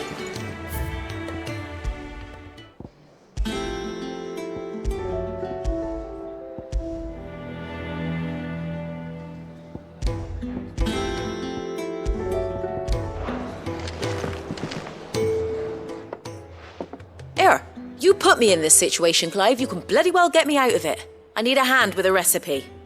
Are you sure it's me you're looking for? I'm not much of a cook. I'm all the cook will be needing, thank you very much. What I want from you is a little of your time, right? Oh, and perhaps your sword. You remember Ivan's stew, right? Well, despite the look of the thing, and that awful stench, People wolf it down. So I thought I'd try making one of these supposed masterpieces myself.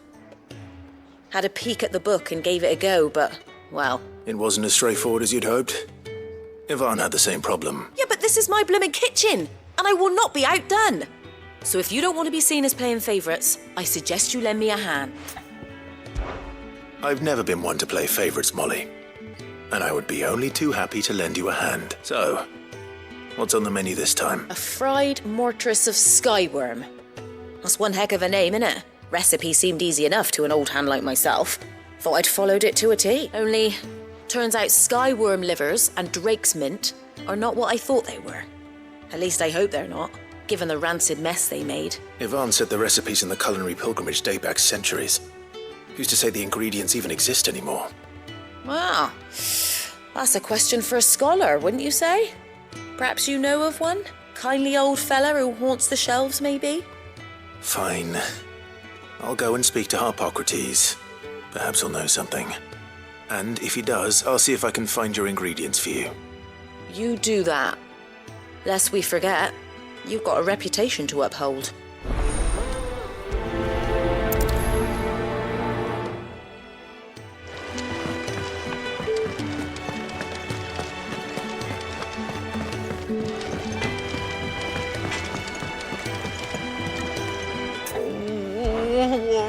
Is everything all right, Goots? You seem more discomposed than usual. Oh, I don't know what that means, but I'm in a bit of a muddle. Oh, I think Nan might be in trouble and she's... It's all right. You can tell me. There was a trader came by. One of our usuals, like. Said he'd heard some rotten rumours about her down Dallimil Way. Folk are saying she's been selling to bandits and cutthroats and that. I mean, she's fond of a chance to make a coin or two, aye, but she'd never do business with baddies. Especially not the kind who go hurting people who haven't done out. I wanted to ask her about it myself, but I'm scared she'll give us a tongue lashing. She'd never give your tongue a lashing, though, would she? Don't worry. I'll speak to her. Oh, thanks, Clive. You'll let me know what she says, won't you? Of course. I'm sure it's all just a misunderstanding.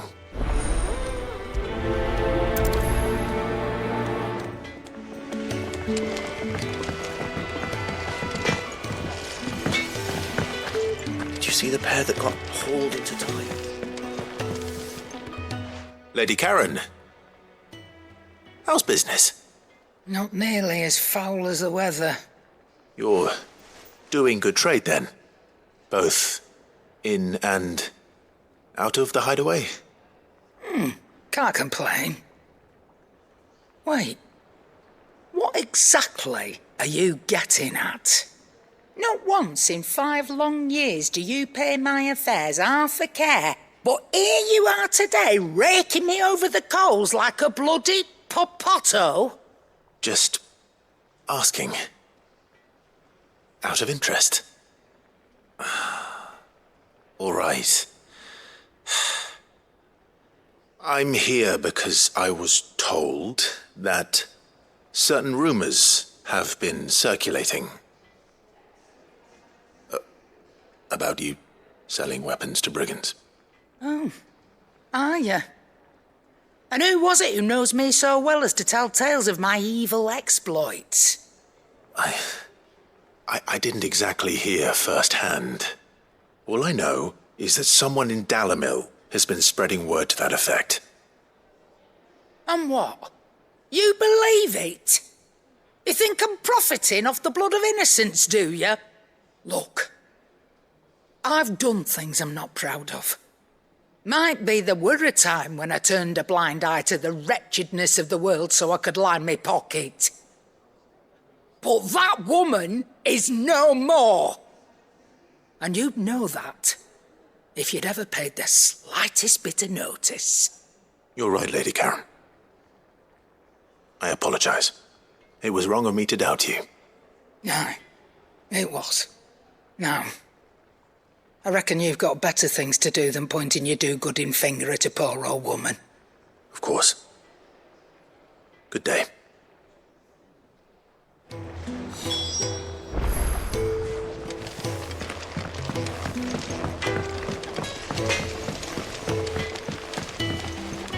I spoke with Lady Karen.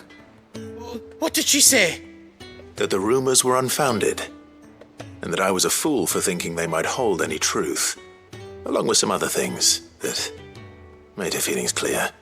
And while it sounds like she may have done things she regretted in her past, she says those days are behind her. Oh, well, that's good. I knew Nan wasn't caught up in out bad. But why would people say she was? What did she ever do to them? It's not right. No, it's not.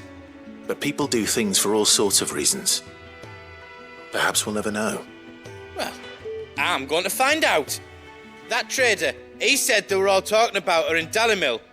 So that's where I'm going. I'll find someone who'll tell me, you'll see. Are you sure that's wise? Whoever's spreading these rumors means Karen ill. Oh, right.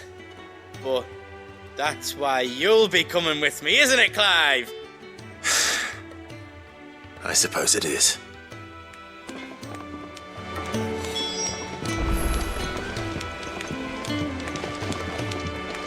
I'll find out who's been making up lies about poor Nan, and when I do, I don't know what I'll do, but it won't be pretty. Round and round the city clock, the wyvern chased the eagle. The birdie stopped to catch his breath, down came the eagle.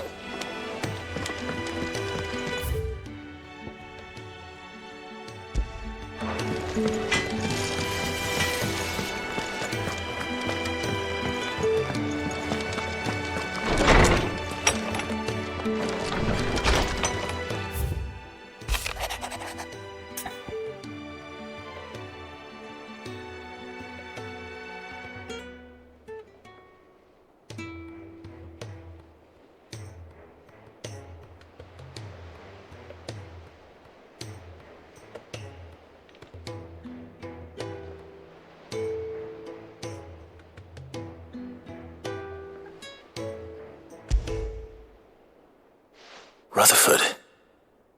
Wasn't that the name of my uncle's manservant? Why would he be at Martha's Rest?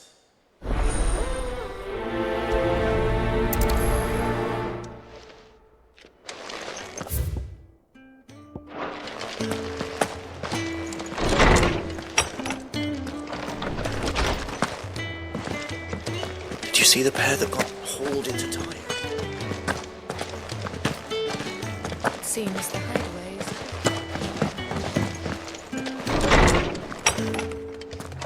Is a storm coming, Sid? Will there be... Sid, perhaps you can help me solve a mystery. I can certainly try. Who's gone missing this time? It's not who, but what. Mid's scales, the ones she made for her workshop. I borrowed them to teach the little ones about weight, and shortly after the lesson, well, they vanished. My first thought was that they'd taken them off somewhere to play, but when I asked, they swore they had nothing to do with their having disappeared. Which almost certainly means they had everything to do with it. Perhaps a visit from Sid will jog their memories. I think it just might. Thank you. I don't like to imagine that my pupils would lie to me. But if they have, I'll have no choice but to discipline them accordingly. They were in the atrium when I last saw them. As always.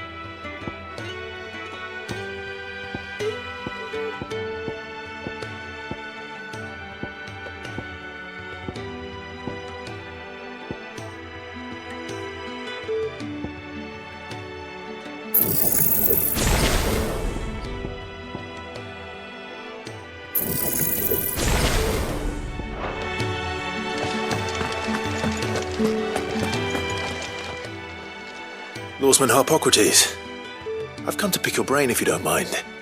It's about the book you lent Ivan. Ah, Valisthea, A Culinary Pilgrimage, a classic. One of my favorites, in fact. The young man did a wonderful job with the Chance's stew. I do hope we shall be able to sample more such marvels in due course. That's actually why I'm here. I don't suppose you know where I might find skyworm livers and drake's mint. Ah, so the fabled Sandbrequois delicacy is next on the menu. Delightful. The descriptions of fried mortress never fail to make my mouth water. Now, skyworm is a somewhat antiquated name for the wyvern, their ground livers being the paste from which the mortress is made. Dragon livers. How very Sandbrequois. One would have thought the disciples of Bahamut would have a touch more reverence for their icon's brethren, but apparently not. I believe the specific dragon the recipe demands is the blueback wyvern, said to be the very colour of the sea beside which it resides. So we know where to look for our liver. But what about the drake's mint? Saint's bonnet in contemporary parlance, a herb which grows along the North Reach coast. I gather that one can locate the cheerful yellow flowers by their heady scent alone, so I'm sure you'll have no trouble finding them. I may add that people once believed game was best served with the flora that sustained it in life, in which regard fried mortress of skyworm is undoubtedly a typical dish of the time. Meaning that if I find one, I find the other. To Northreach, then. Best of luck, Clive. And do save me a bite once the dish is complete.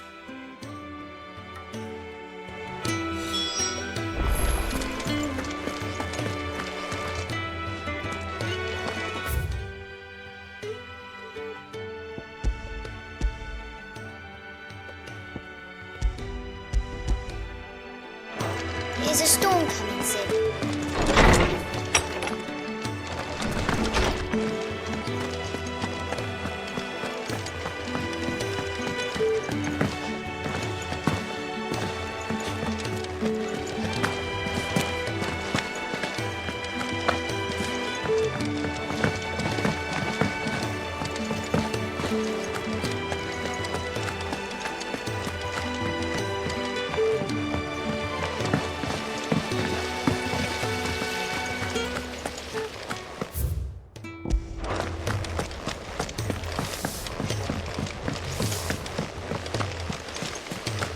What do you reckon we should do?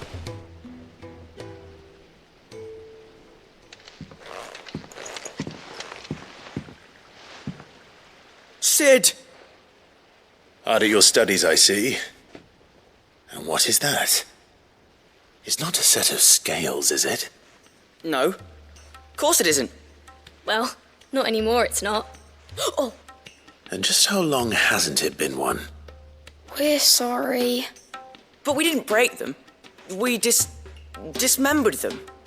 Just like Miss Mididol showed us. Miss Mididol? And why would she have you dismembering her creations? Because that's the only way to become a ninja-neer. Miss Mididol said, the best way to see how something works is to take it apart and put it back together again. Well then, your work is already half done. Carry on. About that.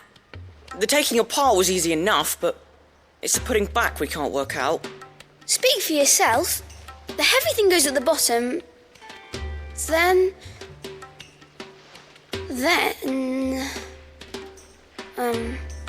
You three need to learn to take responsibility for your actions.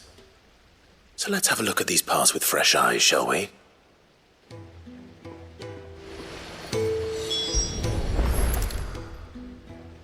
All right.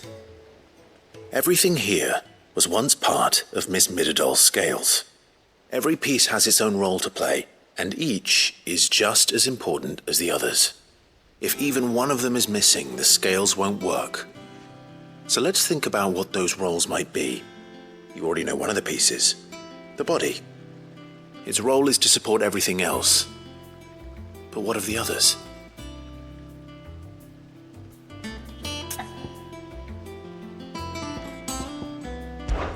This is called the arm. Why do you suppose that is? It doesn't look much like an arm. You're right. It looks more like a wing. Like a chocobo wing! You've ridden a chocobo before, haven't you, Sid? Will you teach me to ride one day? I'll think about it. Now, what do arms do? Hold things. So wait, maybe this arm holds things too? Good thinking. You're on the right track.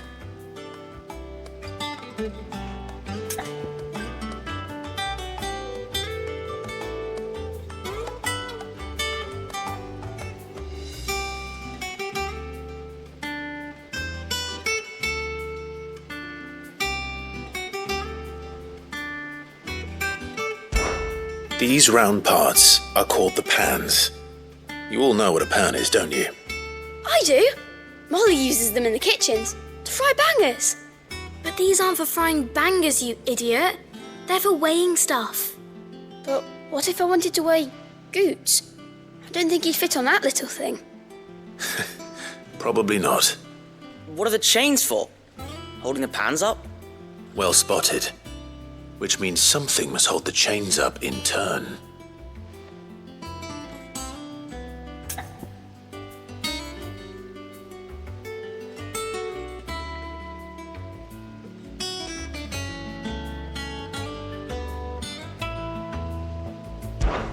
This tiny piece is what's called a cogwheel, or gear. Have you ever seen one before? I have. Miss Miradol's dungeon is full of them. Most are on the floor. She puts them in all her inventions. They spin round and round and round and round and... That's right. They're very useful when you want to make things move. Do you remember if there was anything on the scales that moved? I remember the arm moved when I tried weighing an apple. And then somebody ate it. It's not my fault. You shouldn't have tried weighing it before lunch. You know what part's supposed to move and how it's supposed to move. So, let's put the pieces together first, see what doesn't move, and then stick the cogwheel to that. Not a bad idea. You see? It's not so difficult. So, now that we've taken stock of the parts and learned what they do, what do you think? I think we've got it. Then here's what we'll do. You tell me what goes where, and I'll put the scales together.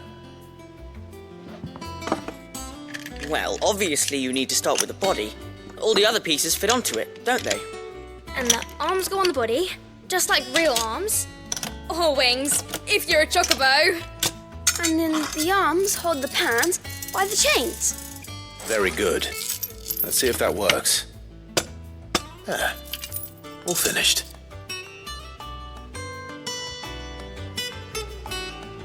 Yes! We did it! Well, with Sid's help. Oh, I just put the pieces together. It was you three engineers who showed me how. That's right. We're Miss Miradol's hairs. Her hairs? Yeah, hairs for the future. She's showing us her secrets now, so we can help out the hideaway when we're older. What do you think, Sid? Are we almost ready? With a little more help from Miss Miradol and Miss Shirley, I'd say it won't be long at all. You hear that? It won't be long. Until then, though, do try to be honest with Miss Shirley.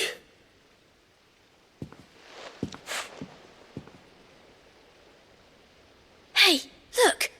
We never used the cogwheel. You don't think Sid forgot about it, do you?